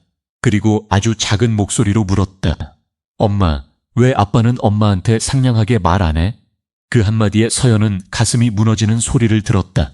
남편의 외도도 시어머니의 모욕도 아팠지만 아이가 이 집의 균열을 저런 질문으로 받아들이고 있다는 사실은 전혀 다른 절망이었다. 부부의 싸움이 아니라 아이의 마음이 망가지고 있었다. 서연은 곧장 아이 앞에 몸을 낮췄다. 괜찮다고 늦었으니 들어가 자자고 달랬지만 목소리는 끝내 조금 떨렸다. 민준의 눈가가 붉어져 있었고 작은 손은 불안한 듯 잠옷자락을 꼭 쥐고 있었다. 그래서 서연은 더는 말을 잇지 않았다. 지금 지켜야 할 것은 결혼의 체면이 아니라 아이의 마음이었다. 그 침묵은 예전과 달랐다. 참아서 끝내보려는 침묵이 아니었다. 비로소 다른 방식으로, 더 단단한 방식으로 아이를 지켜야 한다고 결심하는 침묵이었다. 그날 밤 아이를 재운 뒤 서연은 바로 잠들지 않았다. 안방 불을 끄고도 한참을 서 있다가 조용히 베란다로 나갔다. 늦가을 공기가 유리창 틈으로 스며들어 손끝이 서늘했지만 이상하게도 그 차가움이 오히려 정신을 맑게 해주었다. 집안은 고요했다. 시어머니 방에서는 낮은 코 고는 소리가 들렸고 민준이 방문 틈 아래로는 이미 불빛이 없었다. 그런데도 서연의 가슴은 조금도 쉬지 못했다. 오늘 들은 말들, 남편의 표정, 아이의 붉어진 눈가가 자꾸만 떠올랐다. 예전 같았으면 그저 참았을 것이다. 시간이 지나면 괜찮아지겠지. 남편도 잠시 흔들린 것뿐이겠지. 그렇게 스스로를 달래며 또 하루를 넘겼을 것이다. 하지만 이제는 달랐다. 아이가 문틈에서 그 싸움을 보고 있었다. 그 사실 하나가 서연의 마음속 무언가를 완전히 바꾸어 놓았다. 잊어버리면 안 되는 일이 생겼고 흘려보내면 안 되는 말이 생겼다. 누가 뭐라고 하든 적어두어야 했다. 적어두지 않으면 언젠가 자신조차도 별일 아니었다고 속아버릴 것 같았다. 서연은 오래 쓰던 얇은 수첩 하나를 꺼냈다. 장보기 메모를 적거나 민준이 준비물을 적어두던 평범한 수첩이었다. 그 첫 장을 넘기고 날짜를 적었다. 그리고 그 아래에 천천히 써 내려갔다. 귀가 시간 밤 10시 12분. 셔츠 옷깃 파우더 자국, 향수 냄새 짙음, 휴대폰 화면 뒤집어두. 질문하자 짜증 섞인 반응. 문장은 짧았지만 손끝은 떨렸다. 그래도 멈추지 않았다. 기억은 감정에 젖으면 흐려지지만 글씨는 남는다. 서서연은 그 단순한 사실에 매달리듯 한 줄씩 채워넣었다. 그리고 며칠 전 봤던 문자도 적었다. 진혁 팀장님, 내일 발표 자료는 제가 준비해 둘게요. 푹 주무세요. 큰일 하실 분은 체력 관리가 중요하잖아요. 그 문장을 그대로 옮겨 적는 순간 서연은 이상하게도 다시 상처받기보다 오히려 차분해졌다. 말은 증거가 되고 증거는 감정을 대신해준다. 적어도 나중에 누군가가 예민했다느니, 오해했다느니 말할 때 서연은 자기 기억을 의심하지 않아도 된다. 바로 그 점이 중요했다. 그 다음부터는 더 세세해졌다. 어느 날은 귀가가 늦었다는 사실보다 어떤 냄새가 났는지를 적었다. 남편이 원래 쓰지 않던 달고 무거운 향. 어느 날은 비밀번호를 바꾼 시점을 적었다. 어느 날은 샤워할 때까지 휴대폰을 들고 들어간 행동을 적었다. 또 어느 날은 집밥이 질린다고 말한 저녁 식탁의 정적을 적었다. 민준이가 젓가락을 멈추고 두 사람을 번갈아 보던 순간까지 사소해 보이는 장면들이었다. 하지만 서연은 이제 알고 있었다. 결혼이 무너질 때는 대개 큰 소리보다 이런 사소한 변화들이 먼저 온다는 것을. 그 밤 이후로 서연은 기억에만 기대지 않았다. 남편이 늦게 들어오면 시계를 받고 세탁물을 정리하다 낯선 흔적이 보이면 날짜를 적었다. 대화를 나누다 모욕적인 말이 나오면 가능한 한 그대로 옮겨두었다. 복수하려는 마음은 아니었다. 적어도 아직은 그랬다. 이것은 누군가를 무너뜨리기 위한 준비가 아니라 자신이 무너지지 않기 위한 준비였다. 진실을 붙잡아두는 일, 그리고 언젠가 민준이를 지켜야 할 순간이 오면 흔들리지 않기 위한 준비였다. 수첩을 덮을 때쯤 새벽 공기가 더 차가워져 있었다. 서연은 두 손으로 수첩을 감싸 쥐었다. 얇고 보잘것없는 공책 한 권이었지만 그 안에는 이제 그의 말과 행동이 고스란히 남기 시작했다. 아무도 모르고 있었다. 남편도, 시어머니도, 그 젊은 여자도. 그러나 바로 그래서 더 의미가 있었다. 서연은 더 이상 무방비한 사람이 아니었다. 아직 조용했고 아직 같은 집에 머물고 있었지만 그 침묵의 결이 이미 달라져 있었다. 그리고 그 변화는 생각보다 훨씬 오래, 훨씬 깊게 이어질 준비를 하고 있었다. 그 기록이 시작된 지 얼마 지나지 않아 최 여사는 또 하나의 일을 밀어붙이기 시작했다. 아직 정식 발령도 나지 않았는데 친척들을 불러 잔치를 하겠다는 것이었다. 처음에는 서연도 설마 했지만 최 여사는 이미 마음을 굳힌 사람처럼 전화기를 붙들고 여기저기 연락을 돌리고 있었다. 잠실의 고모, 고향의 작은아버지, 오래전부터 왕래하던 지인들까지. 목소리는 들떠 있었고 말끝마다 아들 자랑이 흘러넘쳤다. 마치 승진이 아니라 집안 전체의 신분이 올라가는 일처럼 굴었다. 서연은 그 모습을 보며 이상하게 가슴이 서늘해졌다. 아직 후보 단계라는 사실을 누구보다 잘 알았기 때문이다. 큰 자리는 마지막까지 변수가 많았고 그래서 더 조심해야 했다. 더구나 요즘 집안의 공기는 이미 삐걱거리고 있었다. 남편의 늦은 귀가, 바뀐 비밀번호, 설명보다 짜증이 먼저 나오는 태도, 그리고 그 젊은 여자의 그림자까지. 그런 상태에서 사람들을 불러 축하를 먼저 한다는 건 어딘가 불길한 무대를 손수 차리는 일처럼 느껴졌다. 그래서 서연은 저녁상을 치우던 틈에 조심스럽게 말을 꺼냈다. 아직 확정도 아닌데 너무 크게 알리면 부담이 될 수 있다고. 정식 발령이 나면 그때 조용히 식사 자리 정도로 해도 늦지 않다고. 말투는 최대한 부드럽게 골랐다. 괜히 시비를 거는 사람처럼 보이고 싶지 않았고 무엇보다 민준이 앞에서 또 언성이 높아지는 일을 만들고 싶지 않았다. 하지만 최 여사는 곧장 얼굴을 굳혔다. 그 부드러운 말 속에서 조차 반대를 들은 것이다. 재수없게 왜 그렇게 찬물부터 끼얹니? 그 한마디가 식탁 위에 떨어졌다. 된장국 김이 아직 오르고 있었는데도 공기가 차갑게 식었다. 최 여사는 젓가락을 내려놓으며 잘될 일을 두고 왜 집안 사람이 먼저 복을 걷어차느냐고 몰아붙였다. 며느리는 원래 남편 일이 잘 풀리면 등에 날개를 달아줘야지 입으로 김을 빼면 안 된다는 말도 덧붙였다. 늘 그랬듯 아들의 영광은 집안의 영광이었고 며느리의 신중함은 곧 시기심으로 번역되었다. 진혁도 그날은 어머니 편에 섰다. 아니, 정확히 말하면 서연의 편에 서지 않았다. 그는 피곤한 얼굴로 물컵을 내려놓더니 괜히 분위기 망치지 말라고 말했다. 아직 확정이 아니니. 조심하자는 서연의 말은 그의 귀에 끝내 축하를 막는 소리로만 들렸다. 어머니가 좋아서 준비하신다는데 그냥 두면 안 돼? 그 말 뒤에는 더 날 선 기색도 있었다. 꼭 이런 때만 되면 초치는 말부터 하더라. 그 순간 서연은 알았다. 이 잔치는 단순한 축하 자리가 아니었다. 이미 집안에서 무너진 경계들이 밖으로 끌려나갈 자리였다. 시어머니는 아들의 체면을 세우고 싶어 했고 진혁은 그 체면 속에 자신을 올려놓고 싶어 했다. 그리고 그 옆에는 아직 이름을 대놓고 꺼내지 않아도 되는 어떤 여자의 그림자가 서 있었다. 서연은 그걸 느꼈다. 설명할 수는 없어도 분명히 느껴졌다. 그럼에도 끝까지 반대하지는 못했다. 민준이가 식탁 끝에서 어른들 눈치를 보고 있었기 때문이다. 아이는 숟가락을 쥐채 조용히 앉아 있었지만 집안의 떨림을 누구보다 먼저 알아차리는 얼굴이었다. 여기서 서연이 더 세게 맞서면 결국 아이 앞에서 또 싸움이 벌어질 것이 뻔했다.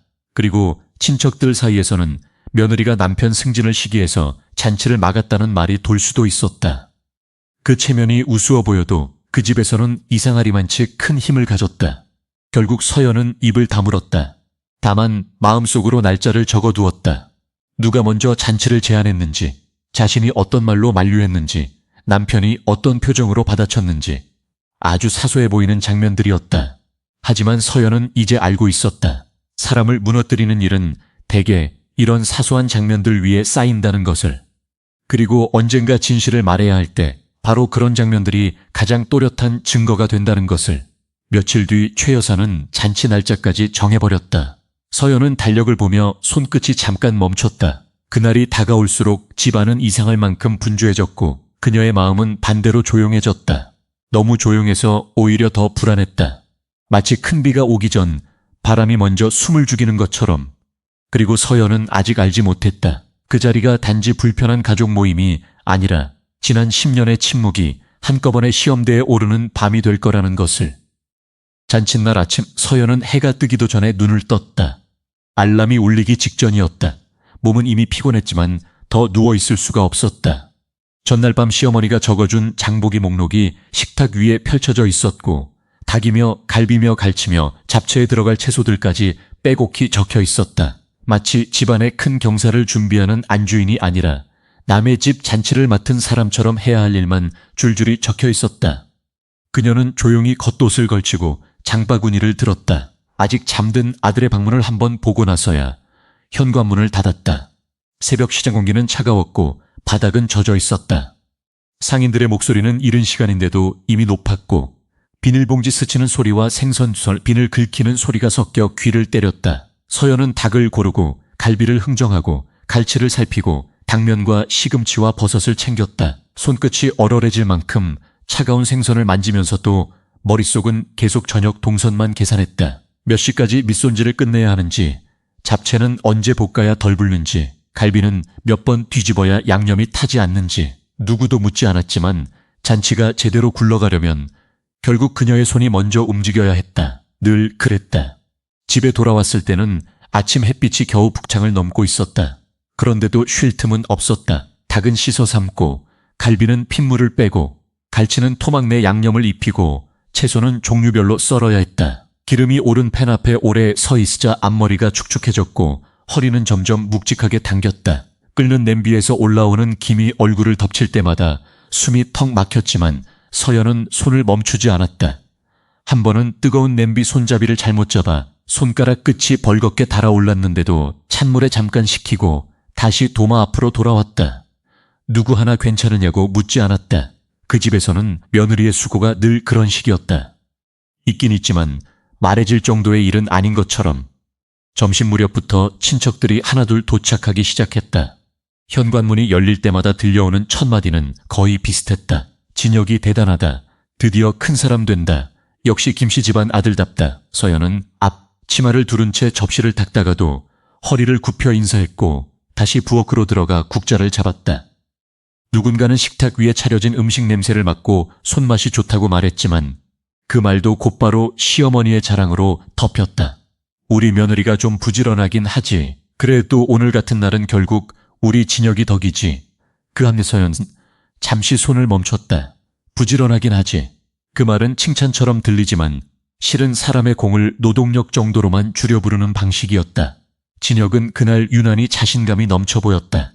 새 양복을 입고 거실을 오가며 친척들의 축하를 받았고 회사 사람들에게 걸려오는 전화를 받으며 목소리를 낮추었다 높였다 했다. 서연이 부엌에서 접시를 더 찾고 있을 때도 그는 한 번쯤 안을 들여다보았지만 수고했다는 말은 없었다.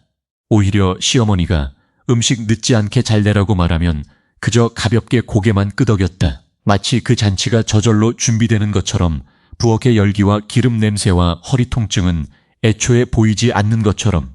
그제야 서연은 더 선명하게 느꼈다. 이 짓에서 가장 많이 움직이는 사람이 가장 적게 존중받고 있다는 사실을. 10년 동안 함께 고생한 아내의 자리는 어느새 상 위에 앉는 자리가 아니라 상을 차리고 치우는 자리로 밀려나 있었다. 그리고 그날 저녁 그 보이지 않던 서열은 마침내 모두가 보는 앞에서 더 잔인한 모양으로 드러나기 시작했다. 상이 거의 다 차려졌을 무렵 거실의 공기는 음식 냄새보다 사람들의 기대와 허영으로 더 무겁게 떠 있었다. 친척들은 하나둘 자리를 잡았고 회사에서 왔다는 몇몇 손님들까지 섞이자 집안은 작은 연회장처럼 소란스러워졌다. 서연은 마지막으로 잡채 그릇을 식탁 끝에 내려놓고 물수건을 정리했다. 손끝은 뜨거운 그릇을 오래 만진 탓에 벌겋게 닳아 있었지만 아무도 그런 손을 보지 않았다. 모두의 시선은 오직 진혁에게만 향해 있었다. 곧 상무가 될 사람, 집안을 일으킨 아들, 오늘의 주인공. 그렇게 불리는 동안 서연은 점점 배경으로 밀려났다. 그때 현관 쪽에서 또렷한 하이힐 소리가 들렸다. 고개를 든 순간 서연은 가슴 한복판이 조용히 식는 것을 느꼈다. 이수아였다. 낮에 잠깐 다녀간 손님처럼 들어온 것이 아니라 이미 초대받은 사람의 얼굴로 들어오고 있었다. 단정한 옷차림에 가벼운 미소, 지나치게 튀지 않으면서도 시선을 끄는 태도. 최 여사는 반색하며 자리에서 일어났다. 마치 기다렸다는 듯 손을 잡으며 말했다. 어머, 수아양 왔어? 잘 왔다. 잘 왔어. 우리끼리 먹는 자리 나 마찬가지니까 부담 갖지 말고 앉아. 그 한마디가 서연의 귀에 오래 남았다. 우리끼리, 가족이나 마찬가지라는 말은 그렇게 쉽게 쓰였다. 10년을 살아도 끝내 가족이 되지 못한 사람 앞에서 겨우 몇 번 드나든 젊은 여자는 자연스럽게 안쪽으로 들어왔다. 서연은 잠시 접시를 들고 선체로 그 장면을 바라보았다. 이상하게도 화가 먼저 치밀지는 않았다. 대신 아주 선명한 모욕감이 찬물처럼 천천히 목 아래로 흘러내렸다. 최 여사는 망설임도 없이 진혁의 옆자리를 비워두더니 이수아를 그곳에 앉혔다. 여기 앉아라. 진혁이 발표 준비하느라 고생 많았잖니. 옆에서 제일 잘 아는 사람이 앉아야지. 그 맛에 몇몇 친척이 의미심장하게 웃었다. 누군가는 요즘 젊은 사람들은 참 세련됐다고 했고 또 누군가는 회사 일 도와주는 아가씨가 이렇게 싹싹하니 든든하겠다고 맞장구 쳤다. 서연은 그릇을 나르며 그 말들을 하나도 놓치지 않았다. 하나하나가 작고 얇은 칼 같았다. 더 서늘했던 건 진혁의 반응이었다. 그는 어머니의 자리를 굳이 바로잡지 않았다.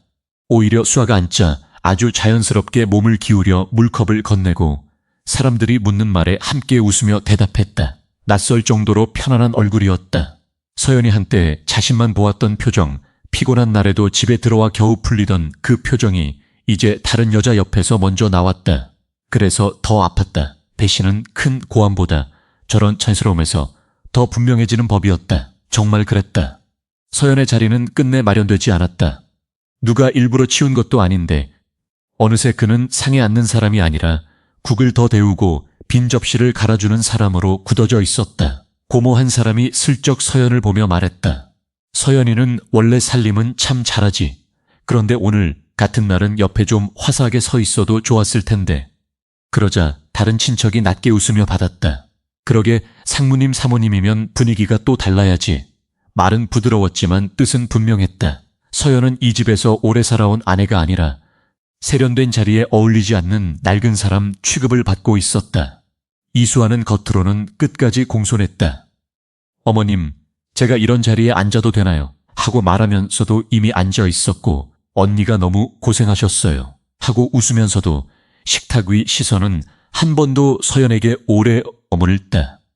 존중하는 척하지만 같은 애 놓지는 않는 태도였다. 서연은 그 미세한 선을 분명히 느꼈다. 주방과 식탁 사이를 오가는 동안 자신이 사람들 눈에 어떻게 분류되고 있는지 비로소 또렷해졌다. 아내가 아니라 집안일 하는 사람, 함께 고생한 동반자가 아니라 체면을 받쳐주는 그림자. 그리고 그 자리가 그렇게 바뀌는 동안 아무도 이상하다고 하지 않았다. 바로 그 침묵 때문에 서연은 알게 되었다. 이제 곧 더 큰 일이 벌어질 거라는 것을. 오늘 이 식탁은 단순한 자리 배치가 아니었다. 누가 안쪽에 앉고 누가 바깥을 맴도는지 그 잔인한 서열을 모두가 보는 앞에서 확인하는 의식에 가까웠다. 그리고 진짜 모욕은 아직 시작도 하지 않았다. 서연이 마지막 국그릇을 내려놓고 물러서려던 순간이었다. 최 여사는 마치 오래 기다렸다는 듯 손짓으로 그녀를 불러 세웠다. 그리고는 친척들과 회사 사람들까지 들으라는 듯 웃으며 말했다. 서연아, 너는 이제 그만 들어가 봐라. 여기서는 좀 답답해 보인다. 상무님 자리인데 분위기라는 게 있지 않니? 말은 부드럽게 포장되어 있었지만 그 안에 담긴 뜻은 너무 분명했다. 이 자리에서 아내는 손님도 아니고 가족도 아니었다. 음식을 나르고 치우는 역할까지만 허락된 사람이었다. 서연은 잠시 멈춰 섰다. 손끝에는 아직 설거지 물기가 마르지 않았고 손등에는 뜨거운 냄비에 스친 붉은 자국이 남아 있었다. 반면 식탁 안쪽은 화려했다. 반짝이는 조명 아래 잘 다린 양복들, 잔을 부딪히며 오가는 축하 인사, 그리고 진혁의 옆자리에서 얌전히 미소 짓고 앉아있는 이수아. 그 장면을 보는 순간 서연은 이미 자기 자리가 치워졌다는 사실을 깨달았다. 의자 하나의 문제가 아니었다. 지난 10년이 통째로 바깥으로 밀려난 느낌이었다. 그런데도 그녀는 곧장 대꾸하지 않았다. 괜히 아이 앞에서 또 수많은 시선 앞에서 무너지고 싶지 않았기 때문이다. 서연이 조용히 접시를 들려고 하자 진혁이 먼저 입을 열었다. 목소리는 낮았지만 잔인할 만큼 또렷했다. 그냥 나가 있어. 오늘 같은 날까지 꼭 이렇게 촌스럽게 굴어야겠어? 사람들 다 보는데 왜 분위기를 망쳐? 그 말과 함께 그는 너무도 자연스럽게 이수아 쪽으로 몸을 기울였다. 손은 그녀의 허리 뒤에 가볍게 얹혔다. 잠깐 스친 척하기엔 익숙했고 실수라고 넘기기엔 너무 다정한 손길이었다. 바로 그 순간이었다. 연회장 안에 소음이 이상할 만큼 멀게 들렸다. 누군가는 잔을 내려놓았고 누군가는 민망한 표정으로 시선을 피했다. 하지만 아무도 말리지 않았다. 친척들은 눈치를 보며 입을 다물었고 회사 관계자들은 못 본 척 웃음을 억지로 걸쳤다. 그래서 선명했다. 남편은 아내를 보호하지 않았다. 오히려 사람들 앞에서 직접 밀어냈다. 그리고 그 자리에 다른 여자를 세웠다. 서연은 천천히 진혁을 바라보았다. 예전 같았으면 그 눈빛 하나에도 미안함이 스쳤을 사람인데 이제 그의 얼굴에는 짜증과 과시만 남아 있었다.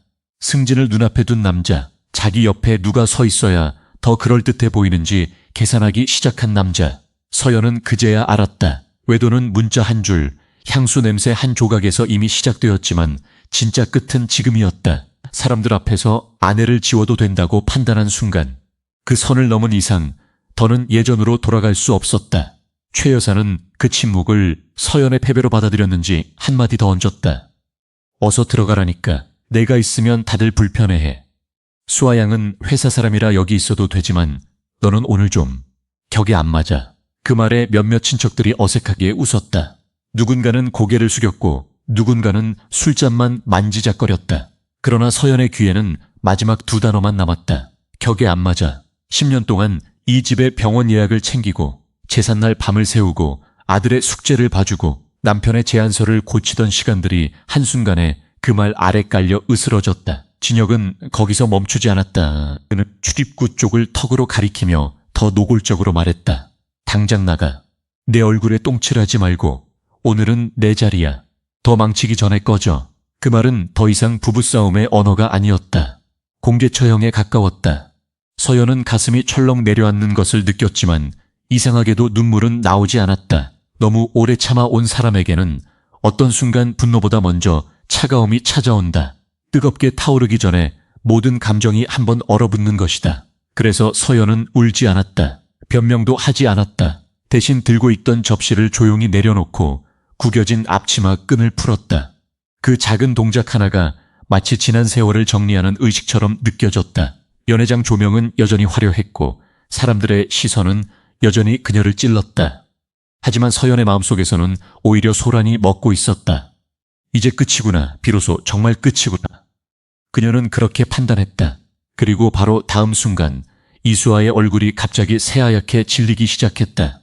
그녀는 서연의 얼굴을 똑바로 본 채 입술을 달싹였다. 방금 전까지 진혁의 팔 안에 기대어 있던 몸이 눈에 띄게 굳었고 손끝에서 샴페인 잔이 가볍게 떨렸다. 붉은 벨벳 드레스 위로 드러난 쇄골까지 핏기가 빠져나가는 것이 보일 정도였다. 서연은 처음엔 그 이유를 알아차리지 못했다. 그런데 이수아의 시선이 서연의 얼굴에서 목선으로 다시 손목으로 미끄러졌다가 멈추는 순간 그제야 무언가가 연결되기 시작했다. 예전에 정 회장과 함께 찍혔던 몇 장의 행사 사진, 아주 제한된 업계 자료에만 실렸던 이사회 명단, 투자사 내부 보고서에 오르내리던 이름. 서연은 늘 전면에 나서지 않았지만 그렇다고 완전히 지워진 사람도 아니었다. 회장님, 그 한마디가 연회장 위로 떨어졌다. 크지도 않은 목소리였는데 이상하게도 그 자리에 있던 사람들 귀에는 모두 들린 것처럼 보였다. 호텔 연회장의 음악 소리도, 잔 부딪히는 소리도, 친척들의 수군거림도 잠깐 멎었다. 이수아는 자신이 무슨 말을 해버렸는지 깨달은 사람처럼 급히 입을 다물었지만 이미 늦었다. 그녀의 눈에는 아까까지 있던 가벼운 우월감도 젊은 자신감도 없었다. 대신 잘못 건드린 상대를 뒤늦게 알아본 사람의 공포가 선명하게 떠올라 있었다. 홍보팀에서 일하는 사람이라면 외부 협력사 자료를 정리하다가 승진심사 참고 문건을 넘기다가 혹은 투자사 관련 내부 브리핑을 준비하다가 안정캐피탈의 이름을 한 번쯤 봤을 가능성이 있었다. 그리고 그 이름 옆에 붙은 의장 사진도 바로 그 지점이었다. 서연도 비로소 이해했다. 이수아는 자신을 남편의 집에서 시장 장바구니를 들고 들어오던 아내로만 본 것이 아니었다. 그렇게 보려고 했을 뿐이었다. 하지만 기억 한 구석에는 이미 다른 얼굴이 남아 있었던 것이다. 언론 노출을 피하고 공식 석상에도 거의 나오지 않는 사람. 그래서 더 희미하게가 아니라 오히려 더 선명하게 남는 얼굴. 한 번 보면 쉬이 잊히지 않는 종류의 사람 말이다. 김진혁은 가장 먼저 반응하지 못했다. 그는 서연보다 이수아를 먼저 쳐다봤다. 방금 들은 호칭이 실수이거나 술기운 섞인 헛소리이기를 바라는 사람처럼. 팔은 여전히 이수아의 허리 근처에 걸쳐 있었지만 힘이 빠져 있었다. 최 여사도 마찬가지였다. 조금 전까지 며느리를 향해 차갑게 들이대던 눈빛이 흔들렸다. 체면을 중시하는 사람이었기에 오히려 더 빨리 분위기의 균열을 감지한 것이다. 친척들 몇몇은 서로 얼굴을 마주보며 낮게 숨을 삼켰고 회사 관계자들 중에는 서연의 얼굴을 다시 확인하려는 듯 고개를 드는 이들도 있었다. 순간 연회장 공기가 달라졌다. 조금 전까지 서연은 쫓겨나는 사람이었다. 그런데 이제는 누구도 쉽게 입을 열지 못했다. 이수아는 급히 한 걸음 물러섰다. 죄송합니다. 제가 잘못 봤을 수도. 그렇게 얼버무리려 했지만 목소리가 이미 무너져 있었다. 잘못 봤을 수도 있다는 말조차 스스로 믿지 못하는 얼굴이었다. 서연은 아무 말도 하지 않았다. 변명하지도 않았고 자신의 정체를 과시하지도 않았다. 다만 한 번 아주 천천히 이수아를 바라봤다. 그 시선 하나에 이수아는 서연을 주방에서 생선을 손질하던 아내로만 볼 수 없게 되었다. 그리고 그 침묵이야말로 가장 무서웠다. 진혁의 얼굴에서 오만이 서서히 사라졌다. 완전히 이해한 것은 아니어도 자신이 방금 누구에게 무슨 짓을 했는지는 어렴풋이 알아차린 표정이었다. 최 여사 역시 입술을 굳게 다문 채 서연을 다시 보기 시작했다. 10년 동안 집 안에서만 보아왔던 며느리가 아니라 자신들이 한 번도 들여다본 적 없는 세계를 가진 사람처럼. 그래서 권력의 방향은 아직 완전히 뒤집히지 않았는데도 모두가 먼저 느꼈다. 이 밤이 더는 아들의 승진잔치로만 끝나지 않으리라는 것을. 연 회장 안은 갑자기 숨을 죽였다. 조금 전까지 웃음과 잔 부딪히는 소리로 가득하던 공간이 서연에게 꽂힌 시선들 때문에 얼어붙은 듯 멈춰 있었다.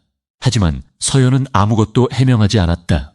왜 그 자리에 있었는지, 왜 이수아가 자신을 보자마자 창백해졌는지 그 모든 질문에 답할 수 있었지만 입을 열지 않았다.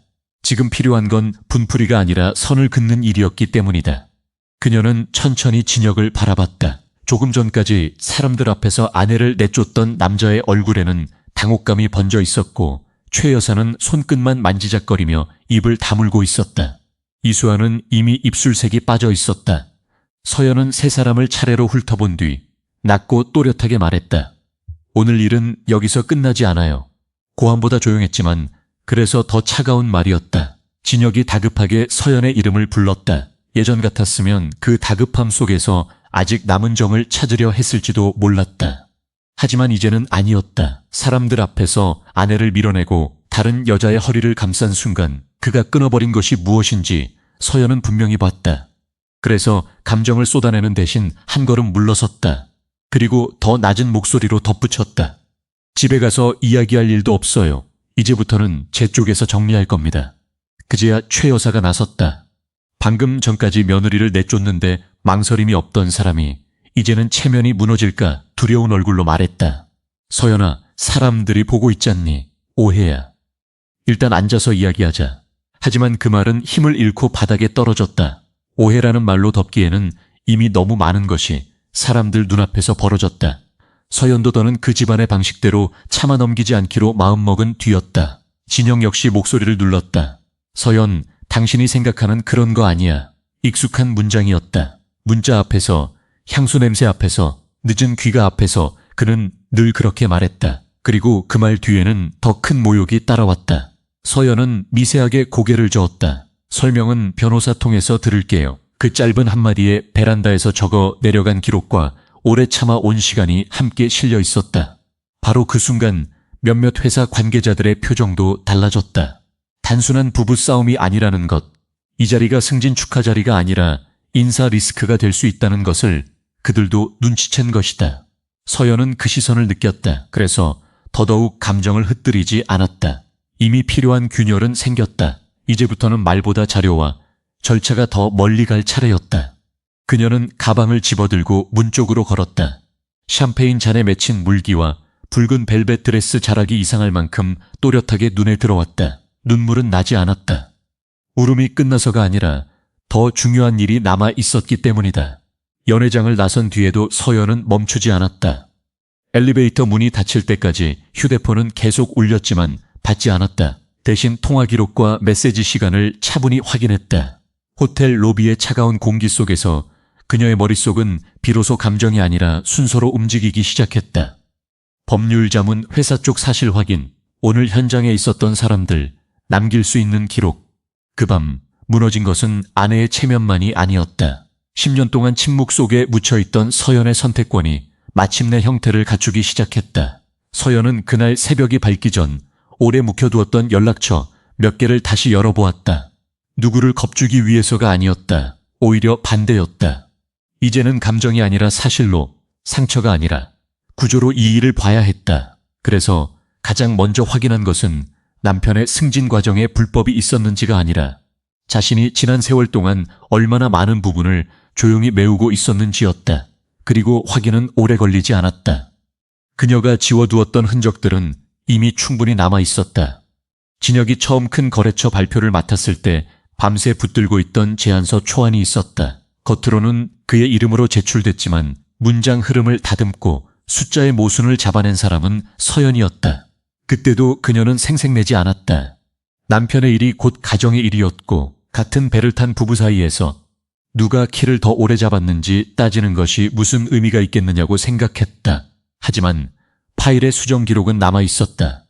메일로 보낸 최종 버전도, 프린트해 두었던 초안도 여전히 날짜와 시간까지 선명했다. 진혁이 자랑처럼 말했던 그 첫 대형 계약의 출발자 전부터 이미 서연의 손이 닿아 있었던 것이다. 그뿐만이 아니었다. 그는 스스로 프레젠테이션에 강한 사람이라고 믿고 있었지만 실제로 중요한 발표를 앞둘 때마다 거울 앞에 세워두고 호흡을 고르게 한 사람도 서연이었다. 문장을 어디서 끊어야 설득력이 생기는지, 손짓을 크게 쓰면 오히려 가벼워 보인다는 것, 질문이 들어왔을 때 바로 답하지 말고 한 박자 생각하는 침묵이 더 신뢰를 준다는 것까지, 그런 것들은 회식 자리에서 배운 요령이 아니었다. 서연이 금융권에서 보고 익힌 기준들이었다. 진혁은 그것을 아내의 잔소리쯤으로 흘려들었을지 몰라도 결국 회사에서 그를 돋보이게 만든 태도와 말투의 상당수는 그녀가 다듬어준 결과였다. 그리고 더 깊은 부분이 있었다. 거래처 연결이었다. 서연은 안정캐피탈에 몸담았던 시절부터 업계 사람들의 성향을 잘 알고 있었다. 누구는 숫자에 민감하고 누구는 말보다 이행 속도를 본다는 것, 누구는 화려한 약속보다 정리된 자료 한 장에 신뢰를 준다는 것. 그녀는 그 기준에 맞춰 진혁이 만날 만한 파트너사를 조용히 골라주었다. 직접 전화를 걸어 청탁한 적은 없었다. 그건 그녀가 가장 경계하던 방식이었다. 대신 한번 만나보면 괜찮을 뿐 정도의 선에서 길을 열어주었고 이후는 진혁의 실력으로 가게 했다. 합법적이었고 상식적이었고 그래서 더 무서웠다. 그는 특혜를 받은 것이 아니라 기회를 제대로 건네받은 사람이었다. 다만 그 기회의 문을 누가 열었는지 몰랐을 뿐이었다. 법률 자문을 통해 확인한 자료들 속에서도 같은 흐름이 반복됐다. 진혁이 성과를 냈던 몇몇 프로젝트는 우연처럼 연결된 것이 아니었다. 서연이 예전에 검토해준 계약 조건 덕분에 리스크를 피한 건들이 있었고 경쟁사보다 먼저 움직일 수 있었던 일정도 있었다. 한밤중 책상에 엎드려 잡는 남편 옆에서 계약서를 넘기며 숫자 하나, 문장 하나를 다시 본 시간들. 그때는 그저 아내가 할 수 있는 최선이라고 여겼던 일이 시간이 지나자 그의 커리어를 떠받친 보이지 않는 기둥이 되어 있었다. 비로소 퍼즐이 맞춰졌다. 진혁은 혼자 올라왔다고 믿었다. 시어머니도 그렇게 믿었고 친척들도 그렇게 떠들었다. 누구 도움 하나 없이 제 힘으로, 제 능력으로. 하지만 서연이 확인한 사실은 달랐다. 그녀는 승진을 조작한 적이 없었다. 인사에 개입한 적도 없었다. 다만 그가 실수하지 않게 붙들어 주었고 실력을 보여줄 자리에 닿게 했고 무너질 수 있는 순간마다 조용히 받쳐주었다. 그러니까 진혁의 성공은 거짓은 아니었지만 결코 혼자의 것이도 아니었다. 그 사실이 가장 잔인한 이유는 따로 있었다. 서연은 그 공을 돌려받고 싶어서 침묵했던 적이 없었다. 그런데도 남편은 그녀를 가장 먼저 지워버렸다. 자신의 이력에서, 체면에서, 그리고 사람들 앞에서. 그래서 이제 남은 일은 단순했다. 진실을 과장할 필요도 없었다. 있는 그대로만 드러나도 충분했다. 그리고 그제야 진혁이 무엇을 잃기 시작했는지 서연은 아주 정확하게 알게 되었다. 그날 이후 서연은 이수아의 얼굴을 한 번도 직접 보지 않았지만 이상하게도 그녀가 어떤 표정으로 밤을 보냈을지는 어렵지 않게 짐작할 수 있었다. 연회장 한가운데서 새하얗게 질리던 얼굴, 허리를 곧게 세우고도 손끝은 미세하게 떨리던 모습, 그리고 무심코 튀어나온 그 한마디, 회장님, 왜 여기 계세요? 그 말은 단순한 실수가 아니었다. 상대를 잘못 봤다는 공포가 입보다 먼저 새어나온 것이었다. 서연은 그 순간을 떠올릴수록 오히려 더 차가워졌다. 이수아는 분명 서연을 남편 뒤에 조용히 서 있는 집안일만 하는 아내쯤으로 여겼다. 토요일마다 시장에서 생선을 사오고 앞치마에 양념 냄새를 묻힌 채 시어머니 눈치를 보는 여자. 그래서 쉽게 넘볼 수 있었고 쉽게 밀어낼 수 있다고 믿었다. 하지만 사람을 얕보는 오만은 늘 가장 늦게 대가를 치른다. 며칠 지나지 않아 이수아 쪽에서 먼저 흔들리고 있다는 소식이 간접적으로 들려오기 시작했다.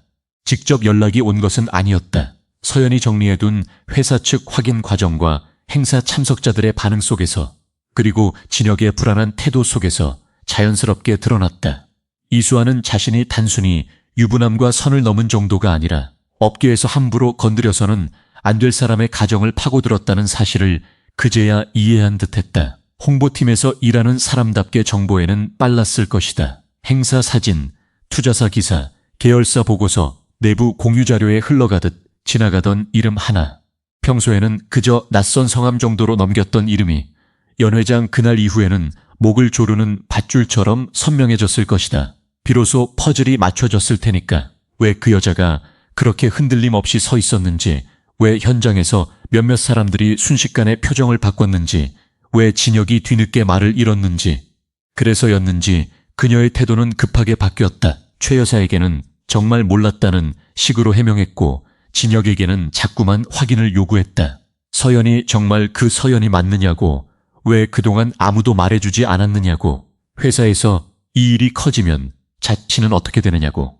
서연은 그 말을 직접 들은 적은 없지만 진혁이 전보다 더 초조하게 전화를 붙들고 있는 모습만으로도 충분히 알 수 있었다. 사람은 사랑이 식었을 때보다 계산이 어긋났을 때 더 빠르게 불안해진다. 이수아의 공포는 죄책감만으로 설명되지 않았다. 그 안에는 분명히 자기 자리, 자기 평판, 자기 미래를 잃을 수 있다는 두려움이 섞여 있었다. 그 점에서 서연은 오히려 이수아를 더 정확히 이해하게 되었다. 그녀는 처음부터 거대한 악의를 품고 접근한 사람이라기보다 남의 자리를 비어보이는 자리로 착각한 사람이었다. 승진을 앞둔 상사, 화려해 보이는 미래, 시어머니의 노골적인 환대, 그리고 집안에서 그림자처럼 밀려나 있던 아내. 그런 조합 앞에서 이수아는 자신이 더 세련되고 더 쓸모있고 더 어울리는 사람이라고 믿었을 것이다. 젊음과 싹싹함, 업무 능력과 외모가 있으면 관계의 순서쯤은 바꿀 수 있다고 여긴 것이다. 팀장님 발표 자료를 챙기고 푹 주무시라며 다정한 문자를 보내고 집에까지 드나들며 어머니의 환심을 사면 언젠가는 진짜 자리를 차지할 수 있다고. 그게 그녀의 욕망이었고 동시에 가장 큰 오판이었다. 하지만 욕망은 현실을 대신해주지 못한다. 서연은 복수심에 취해 이수아를 쫓아가고 싶은 마음조차 들지 않았다. 이미 균열은 시작되었기 때문이었다. 최 여사는 체면 때문에 이수아를 감싸려 해도 속으로는 불안할 수밖에 없었고 진혁은 그녀를 지켜주고 싶어도 자기 자리부터 흔들리고 있었다. 그 사이에서 이수아는 처음으로 깨달았을 것이다. 자신이 기대어 올라서려 했던 남자는 생각보다 약했고 자신이 밀어내려 했던 여자는 생각보다 훨씬 높은 곳에 있었다는 것을. 그래서 이제 그녀가 흘리는 눈물도 뒤늦은 변명도 겁에 질린 침묵도 서연에게는 별 의미가 없었다. 잘못 건드린 사람이 누구인지 알아버린 공포. 그것만으로도 이미 시작된 대가는 충분히 선명했다. 그날 이후 최 여사는 처음 며칠 동안은 끝까지 믿지 않으려 했다. 아니, 믿지 않으려 했다기보다 믿지 않는 척했다는 말이 더 정확했다. 친척들에게는 그저 회사 사람들이 예민하게 굴었고 젊은 직원 하나가 괜한 호들갑을 떨었다고 둘러댔다. 호텔 연회장에서 벌어진 일도 며느리가 분위기를 망쳐서 커진 해프닝쯤으로 축소하려 했다. 체면을 잃은 사람들은 대개 사실보다 말의 모양을 먼저 고치려 든다. 최 여사도 그랬다. 목소리는 여전히 높았고 핑계는 여전히 많았다. 하지만 서연은 알고 있었다. 사람이 정말로 확신하고 있을 때와 무너지는 바닥을 발끝으로 겨우 누르고 있을 때의 표정은 다르다는 것을. 며칠 지나지 않아 그 얇은 발판은 금세 갈라졌다. 로열 리빙 쪽에서 진혁의 승진 심사가 보류되었다는 말이 돌기 시작했고 파티 현장에 있던 사람들 사이에서는 서연의 이름이 조심스럽게 오르내렸다. 누군가는 안정캐피탈의 이사회 의장 사진을 찾아봤고 누군가는 예전 투자 행사 자료 속 얼굴과 그날 연회장의 여자를 겹쳐보았다. 최 여사는 친척들의 달라진 눈빛을 느꼈다. 전에는 아들 자랑을 하면 맞장 굳히던 사람들이 이제는 말을 고르기 시작했다. 수화기 너머의 침묵이 길어졌고 모임에 나가면 누가 먼저랄 것도 없이 화제를 돌렸다. 그 미묘한 거리감이야말로 최 여사가 가장 견디지 못하는 종류의 망신이었다. 그래서 그녀는 방향을 바꿨다. 서연을 향해 미안하다고 말하기보다 왜 그런 사실을 숨겼느냐고 따졌다. 집안 식구에게 그런 배경이 있으면 미리 말했어야 하는 것 아니냐. 며느리가 남편 앞길에 도움이 될 수 있으면서 왜 조용히 있었느냐. 결국 아들을 시험한 것 아니냐는 식이었다. 듣고 있으면 기가 막힐 말들이었지만 서연은 이상하리만큼 놀라지 않았다. 최 여사는 원래 그런 사람이었다. 며느리의 희생은 본분으로 받고 며느리의 능력은 통제할 수 없다는 이유로 불편해하는 사람. 아들에게는 세상의 중심이 되길 바라면서도 그 곁의 여자는 늘 한 발 아래에 있어야 마음이 놓이는 사람. 그 밑바탕에는 뿌리 깊은 계급 콤플렉스도 있었다. 가진 것보다 더 있어 보이고 싶고 부족했던 시절은 지우고 싶고 그래서 가장 가까운 사람을 눌러서라도 자기 집안의 높이를 증명하고 싶어하는 마음 말이다. 서연은 문득 지난 시간들이 떠올랐다. 시장에서 장을 봐와 비린내 밴 손으로 갈치조림을 올리고 앞치마를 두른 채 친척들 밥상을 차리던 날들. 그 모든 수고를 최 여사는 한 번도 공으로 세지 않았다. 그저 며느리니까 해야 할 일이라고 넘겼다. 그런데 이에 와서서는 왜 말하지 않았느냐고 묻고 있었다. 결국 최 여사가 원했던 것은 진실이 아니었다. 자기 손안에서 설명 가능한 며느리, 자기 아들보다 높지 않은 며느리. 필요할 불편하면 눌러둘 수 있는 며느리였을 뿐이었다. 바로 그 지점에서 대가는 가장 아프게 돌아왔다. 아들이 흔들리자 최 여사의 세계도 함께 흔들렸다. 그렇게 떠받들던 진혁은 회사 안팎에서 신뢰를 잃어갔고 친척들 앞에서 자랑하던 상무자리는 더 이상 영광의 증표가 아니었다. 오히려 사람들은 수군거렸다. 며느리를 업신여기더니 집안 꼴이 저게 뭐냐고 괜히 잘난 척하다가 체면만 구겼다고. 최 여사는 그 말을 들을 때마다 얼굴빛이 달라졌지만 끝내 자신의 잔인함을 정면으로 인정하지는 못했다. 미안해서가 아니라 분리해서 흔들리는 사람은 마지막까지 자기 합리화를 놓지 못한다. 서연은 그 모습을 조용히 지켜보며 비로소 깨달았다. 시어머니의 무너짐은 눈물 한 방울로 완성되는 것이 아니었다. 남을 낮춰 세운 집안의 허세가 남들 보는 앞에서 천천히 꺼져가는 것. 바로 그것이 최 여사에게는 가장 정확한 대가였다. 그 뒤로 무너지기 시작한 것은 체면만이 아니었다. 서연이 아무 말 없이 물러난 그날 밤부터 진혁의 회사 안에서는 이미 다른 종류의 말들이 돌기 시작했다. 승진 축하 자리라고 불렀던 그 연회장에는 친척만 있었던 것이 아니었다. 회사 임원 몇 명, 거래처 관계자들, 그리고 인사검토에 참고 의견을 낼 수 있는 사람들까지 섞여 있었다. 그들 앞에서 진혁은 아직 법적으로 아내인 사람을 모욕했고 젊은 여직원과의 지나치게 가까운 태도를 숨기지 못했다. 문제는 외도가 도덕적으로 납다는 수준에서 끝나지 않았다. 공적인 자리에서 판단력이 무너졌다는 사실, 사적인 관계가 업무 관계와 얽혀 있다는 의심, 그리고 승진 후보자로서 리스크 관리가 전혀 되지 않았다는 인상이 한꺼번에 남아버렸다. 며칠 지나지 않아 회사는 진혁에게 비공식 경위 확인을 요구했다. 처음에는 단순한 사실 확인이라고 했지만 질문의 결은 단순하지 않았다. 왜 홍보팀 직원이 가족 행사 성격의 자리에 동석했는지, 왜 그 직원이 후보자의 곁에서 배우자처럼 행동했는지, 현장에서 불편함을 느꼈다는 목격자 진술은 사실인지, 그리고 혹시 업무평가나 인사 과정에서 사적 친분이 영향을 준 것은 없는지. 진혁은 그제야 자신이 저지른 일이 집안의 싸움으로 덮일 수 없는 단계였다는 것을 알았다. 하지만 이미 늦었다. 그가 그날 사람들 앞에서 잃은 것은 점잖은 이미지 하나가 아니었다. 조직이 가장 싫어하는 종류의 불안정함이었다. 서연은 그 소식을 직접 떠벌리지 않았다. 누구에게 복수하겠다고 전화를 돌린 적도 없었다. 그저 더는 뒤에서 정리해주지 않았을 뿐이었다. 예전 같았으면 진혁이 중요한 보고를 앞둘 때 문장 하나, 숫자 하나, 발표 흐름 하나까지 다시 짚어주었을 것이다. 거래처 성향을 정리해주고 상대가 싫어할 표현을 미리 걸러주고 질문이 들어올 지점을 예상해 메모까지 붙여주었을 것이다. 그러나 이제 그런 일은 없었다. 진혁은 처음으로 혼자 자기 문서를 들고 회의실에 들어가야 했다. 바로 거기서 허점이 드러났다. 그가 작성한 보고서는 겉보기에만 그럴듯했다. 수치의 근거가 느슨했고 발표 순서는 산만했으며 거래처 특성에 대한 이해도 얕았다. 예전에는 어떻게든 매끄럽게 넘어가던 부분에서 자꾸 멈칫했고 질문이 들어오면 짜증부터 올라왔다. 서연은 그 모습을 직접 보지 않았지만 충분히 짐작할 수 있었다. 오랫동안 한 사람의 일하는 습관을 받쳐준 사람은 자신이 손을 거두었을 때 어디가 먼저 흔들릴지 안다. 그래서 더 차가워졌다. 이것은 누가 일부러 무너뜨린 추락이 아니라 애초에 받쳐주던 손이 사라졌을 때 드러나는 본래의 기울기였기 때문이다. 이수아와의 관계도 진혁에게 방패가 되지 못했다. 오히려 회사 안에서는 벌써 둘의 메시지 시간대, 동선, 회식 이후의 귀가 기록 같은 사소한 것들이 입에 오르내렸다. 누군가는 대놓고 말하지 않았지만 더 무서운 것은 그런 침묵이었다. 사람들은 이미 알고 있는데 당사자만 아니라고 우기는 분위기. 그 공기가 자리 잡으면 승진 심사는 실적만으로 가지 않는다. 신뢰와 통제력, 사생활 관리 능력, 팀 내 공정성까지 함께 본다. 진혁은 그 기준에서 스스로 점수를 깎아먹고 있었다. 집으로 돌아와도 상황은 달라지지 않았다.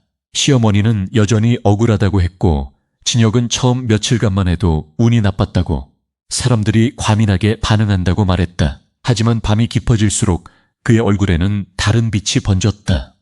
전화벨이 울릴 때마다 어깨가 굳었고 회사 메신저 알림음만 나도 손끝이 먼저 긴장했다.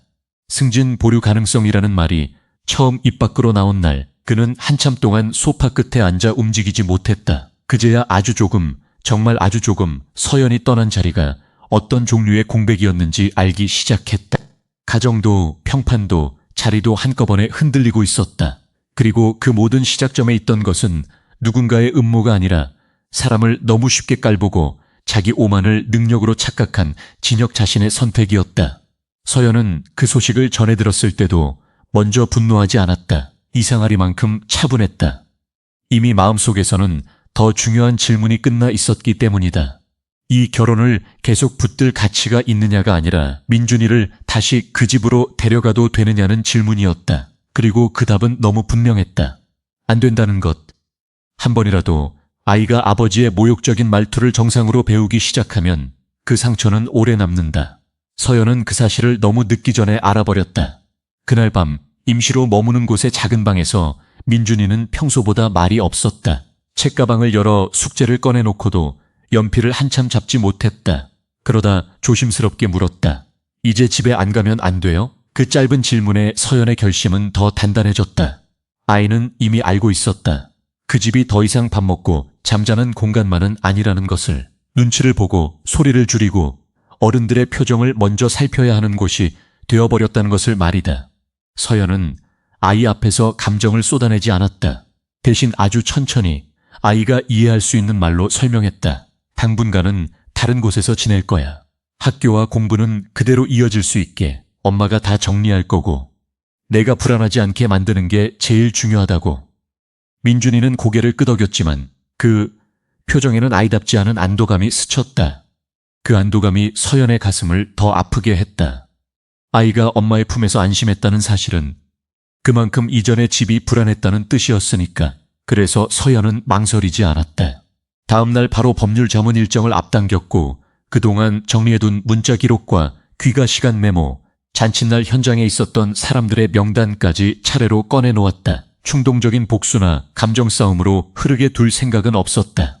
별거를 공식화하고 이혼 절차를 준비하고 무엇보다 양육 환경을 먼저 안정시키는 것, 순서는 분명해야 했다. 민준이 학교 생활에 혼란이 가지 않도록 통학 동선부터 점검했고 필요한 서류와 생활 물품도 최소한으로 다시 챙겼다.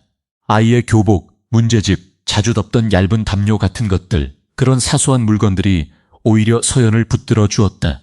무너질 시간은 나중이어도 됐다. 지금은 움직여야 했다. 진혁은 몇 번이나 연락을 해왔다. 집으로 돌아오자고 민준이를 생각해서라도 너무 극단적으로 굴지 말자고 말했다. 하지만 서연은 그 말에서 아이를 위한 책임보다 자기 삶을 원래 자리로 돌려놓고 싶은 조급함을 먼저 읽었다. 아이를 생각했다면 애초에 아이 앞에서 엄마를 깎아내리지 말았어야 했다. 아이를 생각했다면 집안의 공기를 그렇게 차갑게 만들지 말았어야 했다. 아이를 생각했다면 다른 여자를 끌어안은 채 엄마를 쫓아내는 장면을 만들지 말았어야 했다. 이미 선은 넘어갔다. 서연이 돌아가지 않기로 한 이유는 단순한 자존심이 아니었다. 상처받은 아내의 분노만도 아니었다. 그것은 아이를 같은 폭력의 언어 속에 다시 세워두지 않겠다는 결정이었다. 어른들은 종종 손찌검만 없으면 괜찮다고 말한다. 하지만 민준이가 본 것은 분명한 폭력이었다. 무시하는 눈빛, 짓밟는 말, 한 사람의 존엄을 사람들 앞에서 허물어뜨리는 장면. 서연은 그런 집에서 아이가 자라게 둘 수 없었다. 결국 그녀가 지키려는 것은 결혼이 아니라 사람의 마음이었다. 특히 아직 어린 아들의 마음. 그래서 서연은 더 이상 같은 집으로 돌아가지 않았다. 그 선택은 차갑게 보일 수 있었지만 실은 가장 뜨거운 보호였다. 그리고 비로소 그때부터 서연의 삶은 버티는 쪽이 아니라 지키는 쪽으로 방향을 바꾸기 시작했다. 별거를 시작한 뒤 한동안 진혁은 연락조차 제대로 하지 못했다. 처음에는 체면 때문이었고 그 다음에는 상황이 너무 빠르게 무너졌기 때문이었다. 회사 안에서는 승진 보류 이야기가 돌기 시작했고 파티장에서 벌어진 일은 그가 생각한 것보다 훨씬 많은 사람의 입에 올랐다. 어머니는 친척들 전화에 시달렸고 수아는 선을 긋듯 조심스러워졌다. 그렇게 하나씩 빠져나가자 그제야 진혁은 자신 곁에 남은 정막이 무엇인지 보게 된 듯했다. 그가 서연을 찾아온 날도 요란하지는 않았다. 아이가 학원에 간 늦은 오후 조용한 상담실 같은 응접 공간에 앉아있던 서연은 유리창에 비친 그의 모습을 먼저 봤다. 예전처럼 반듯하게 차려입었지만 어딘가 구겨져 있었다. 넥타이는 느슨했고 밤을 제대로 못 잔 사람 특유의 퀵한 눈빛이 남아있었다. 한때는 그 모습만 봐도 무슨 일이 있었는지 먼저 물었을 여자였다. 하지만 이제 서연은 묻지 않았다. 진혁은 한참 서 있다가 겨우 입을 열었다. 미안해. 짧은 두 글자였지만 너무 늦게 도착한 말이었다.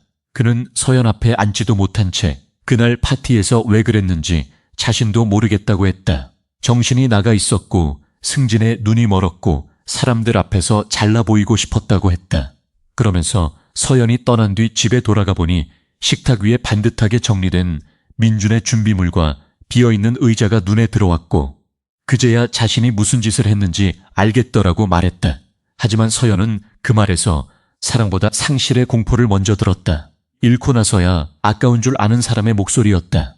함께 가난을 버티던 시절, 비오는 밤 젖은 셔츠 차림으로 돌아온 진혁이 좁은 부엌에서 웃으며 말하던 장면이 잠깐 스쳐 지나가긴 했다.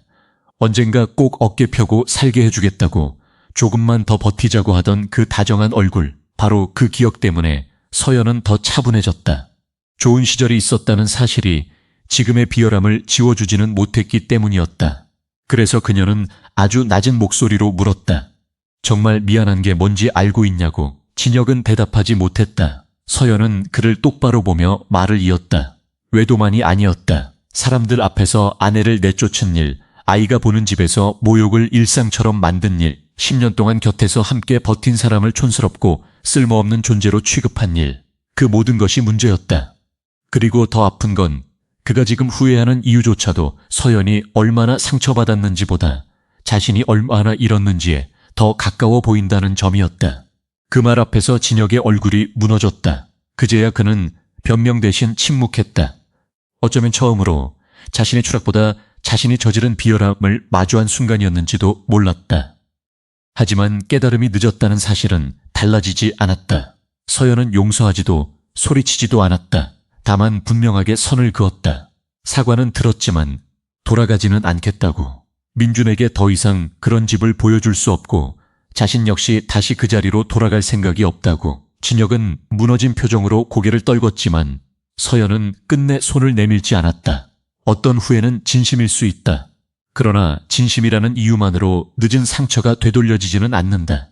그리고 두 사람은 이미 그 늦어버린 시간의 대가를 각자 치르고 있었다.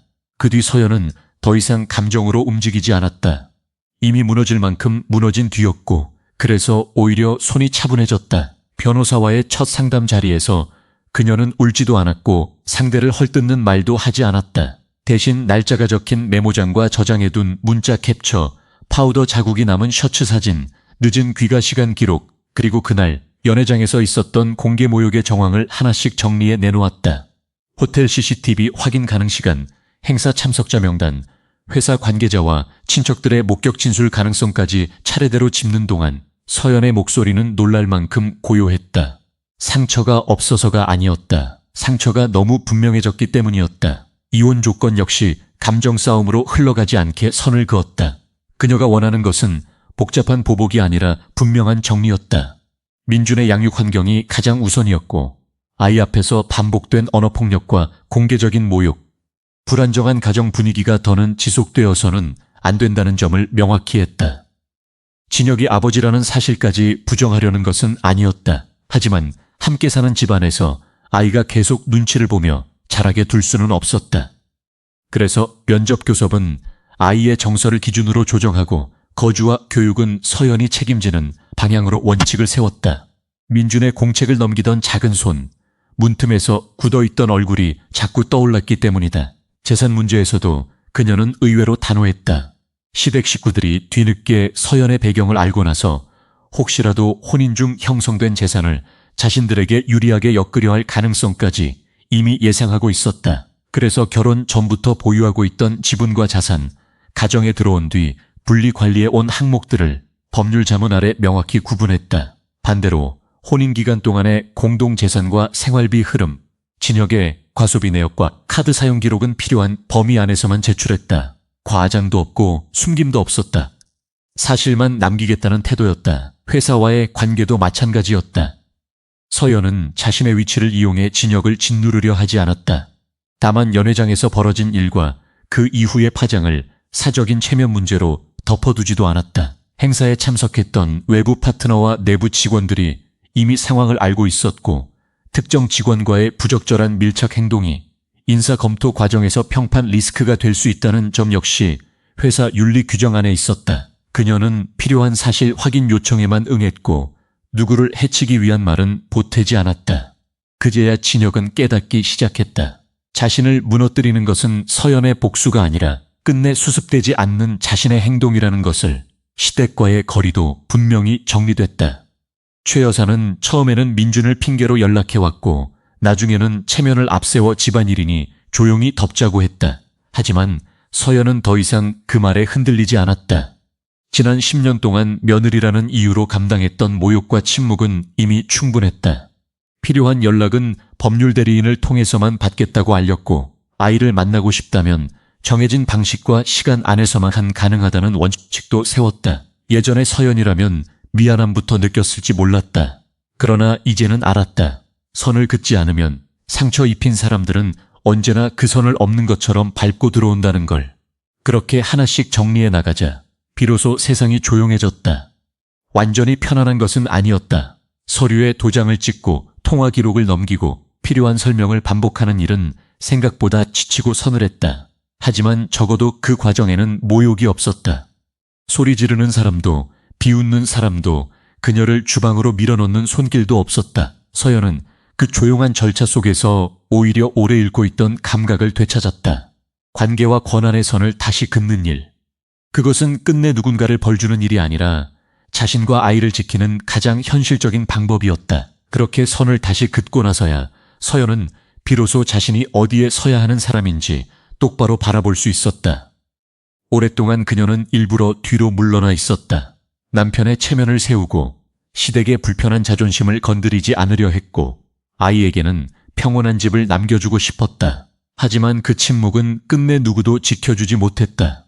그래서 이제는 더 숨지 않기로 했다. 누군가를 놀라게 하기 위해서가 아니라 자기 삶을 다시 자기 이름으로 살기 위해서였다. 며칠 뒤 그녀가 안정캐피탈 이사회가 열리는 회의실에 들어섰을 때 가장 먼저 눈에 들어온 것은 길게 닦인 테이블 표면 위로 내려앉은 아침 햇빛이었다. 정돈된 서류, 조용히 고개를 숙이는 임원들, 준비된 보고 자료. 그 공간은 화려해서 위압적인 곳이 아니라 오히려 정확해서 편안한 곳이었다.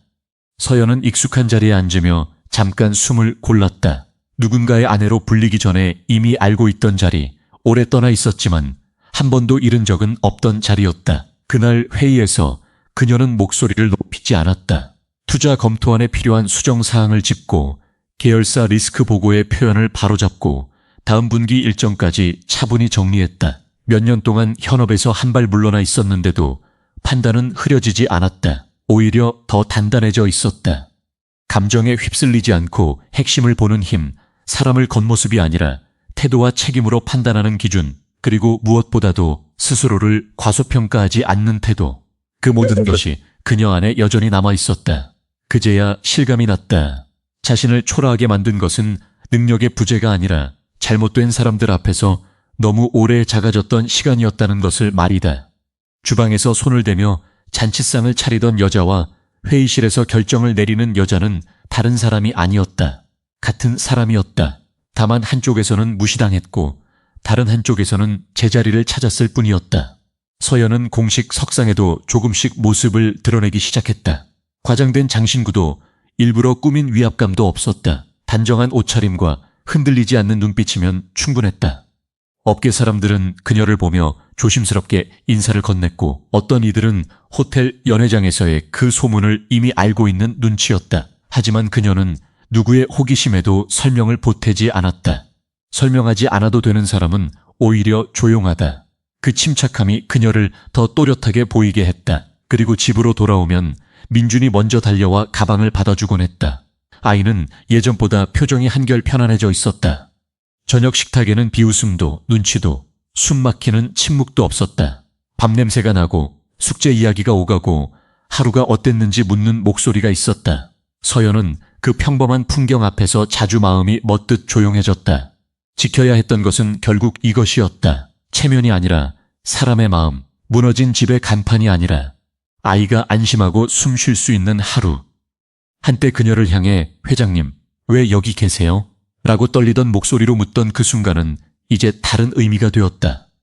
그것은 숨겨진 정체가 들킨 장면이 아니라 서연이 더 이상 남의 기준에 맞춰 자신을 감추지 않아도 되는 시작점이었다. 그녀의 존엄은 누구의 며느리였는지, 누구의 아내였는지에서 나오지 않았다. 오래전부터 스스로 쌓아온 판단과 책임, 그리고 끝내 무너지지 않고 다시 걸어나온 선택에서 나왔다. 마침내 서연은 그 사실을 남들보다 먼저 그리고 가장 분명하게 알게 되었다. 그 이후의 일들은 생각보다 빠르게 정리되었다. 요란하게 무너진 것은 잔칫날의 체면이었지만 실제로 오래 버티지 못한 것은 거짓 위에 세워둔 사람들의 자리였다. 공개된 자리에서 아내를 모욕하고 회사 직원과 부적절한 스킨십을 보인 일은 그냥 집안 싸움으로 덮이지 않았다. 참석자들의 입을 막을 수는 없었고 회사는 결국 진혁의 승진 심사를 다시 들여다보았다. 평판은 한번 금이 가면 예전처럼 돌아오지 않는다. 더구나 서연이 더 이상 그의 뒤에서 조용히 문장을 다듬어주지도 실수를 덮어주지도 않자 그가 스스로 메우지 못하던 빈틈도 드러나기 시작했다. 진혁은 자리를 완전히 잃지는 않았지만 그가 그렇게 집착하던 영광의 순간은 끝내 그의 것이 되지 못했다. 그렇게 한 사람은 늦게 후회했고 한 사람은 끝내 체면을 잃었고 또 한 사람은 남의 자리를 밟고 올라서려다 오히려 발밑이 무너지는 소리를 들어야 했다. 하지만 이 이야기의 마지막에 오래 남는 것은 그들의 몰락 자체가 아니었다. 서연에게 더 중요했던 것은 자신이 누구의 아내이기 전에 어떤 사람인지를 다시는 숨기지 않게 되었다는 사실이었다. 오랫동안 조용히 감춰두었던 능력도 아이를 지키기 위해 끝내 내린 결단도 모두 한 방향을 가리키고 있었다. 모욕을 견디는 인내가 미덕이 되는 시간은 끝났고 존엄을 지키기 위한 거리두기가 비로소 시작된 것이다. 그래서 이 이야기를 다른 말과 다른 문화의 결로 옮기더라도 절대 흐려지면 안 되는 중심은 분명하다. 처음 약속한 상처, 그러니까 남편의 승진 축하 자리에서 아내가 공개적으로 밀려나는 장면은 반드시 가장 선명하게 살아있어야 한다. 호텔 연회장의 화려한 조명 아래서 남편이 젊은 여자의 허리를 감싸 아는 채 출입구를 가리키며 서연을 내쫓던 그 순간 말이다. 그 장면이 있어야 뒤늦은 후에도 무게를 얻고 붉은 드레스를 입은 젊은 여자가 서연의 얼굴을 알아보고 창백해지는 반전도 힘을 가진다. 단순한 부부싸움이 아니라 사람을 사람으로 대하지 않은 대가였다는 점, 바로 그 감정의 기능이 끝까지 유지되어야 한다. 또 하나 놓치면 안 되는 것은 서연이 왜 그렇게 오래 참았는가 하는 이유다. 그녀의 침묵은 무능해서가 아니었고 겁이 많아서도 아니었다. 10살 아들 민준을 지키고 10년 결혼을 함부로 깨뜨리지 않으려 애쓴 선택이었다. 시어머니의 차가운 말, 남편의 무심한 침묵, 집안에서 점점 사라지는 자신의 자리까지도 참고 버틴 데에는 분명한 현실적 이유가 있었다. 된장찌개 냄새가 나는 앞치마를 두른 채 승진 소식을 축하하면서도 신중하자고 말했던 순간부터 이미 서연은 가정을 지키기 위해 자신을 눌러왔다. 이 축이 빠지면 서연의 반격은 단순한 복수처럼 보이기 쉽다. 하지만 실제로는 오래된 상처 끝에서 겨우 시작된 자기 보존이었다. 그리고 숨겨진 정체의 결도 중요하다. 서연은 갑자기 하늘에서 떨어진 권력을 가진 인물이 아니었다. 예전부터 금융과 투자 세계를 알고 있었고 남편의 제안서와 발표, 계약서와 인맥 연결까지 조용히 도와온 사람이었다. 새벽까지 계약서를 들여다보고 거울 앞에 남편을 세워 문장 끊는 호흡까지 봐주던 시간들이 이미 있었다. 그러니 반전은 우연한 신분 상승이 아니라 이미 존재하던 진실의 회수로 느껴져야 한다. 그제야 남편의 오만이 무너지고 시어머니의 경멸이 얼마나 어리석었는지도 설득력을 얻는다. 아주 중요하다. 아이의 존재다. 서연이 돌아서지 않은 마지막 이유도 결국 돌아선 결정적 이유도 민준이었다. 아이가 문틈으로 부모의 다툼을 보고 왜 아빠는 엄마에게 상냥하게 말하지 않느냐고 묻던 그 순간이 이야기의 방향을 바꿨다. 그래서 결말 역시 사랑의 재결합이 아니라 아이를 위한 안전한 거리, 그리고 흔들리지 않는 일상으로 닫혀야 한다. 남편의 사과는 늦었기 때문에 더 절절했지만 그렇다고 해서 모든 것이 원래대로 돌아갈 수는 없었다. 바로 그 늦음, 너무 늦어버린 깨달음의 감각이 살아있어야 한다. 마지막으로 악역들의 대가는 과장된 처벌보다 현실적인 결과로 남아야 한다. 공개망신, 승진 재검토, 회사 안팎의 평판 손상, 시어머니의 체면 붕괴, 젊은 여자의 불안과 입지 흔들림, 이런 결과들이 차곡차곡 이어질 때 이야기는 우연히 얻은 통쾌함이 아니라 스스로 만든 결과를 스스로 감당하는 이야기로 완성된다. 그리고 맨 끝에는 복수의 짜릿함보다 더 오래 남는 한 가지 감정이 있어야 한다. 사람을 낮게 본 이들은 결국 그 대가를 치렀고 끝까지 품위를 놓지 않은 서연만이 자기 삶의 자리로 돌아왔다는 것. 마침내 이 이야기가 지켜낸 것은 권력이 아니라 존엄이었다. 그 여운이 남아야 비로소 이 긴 상처의 끝도 온전히 닫힌다.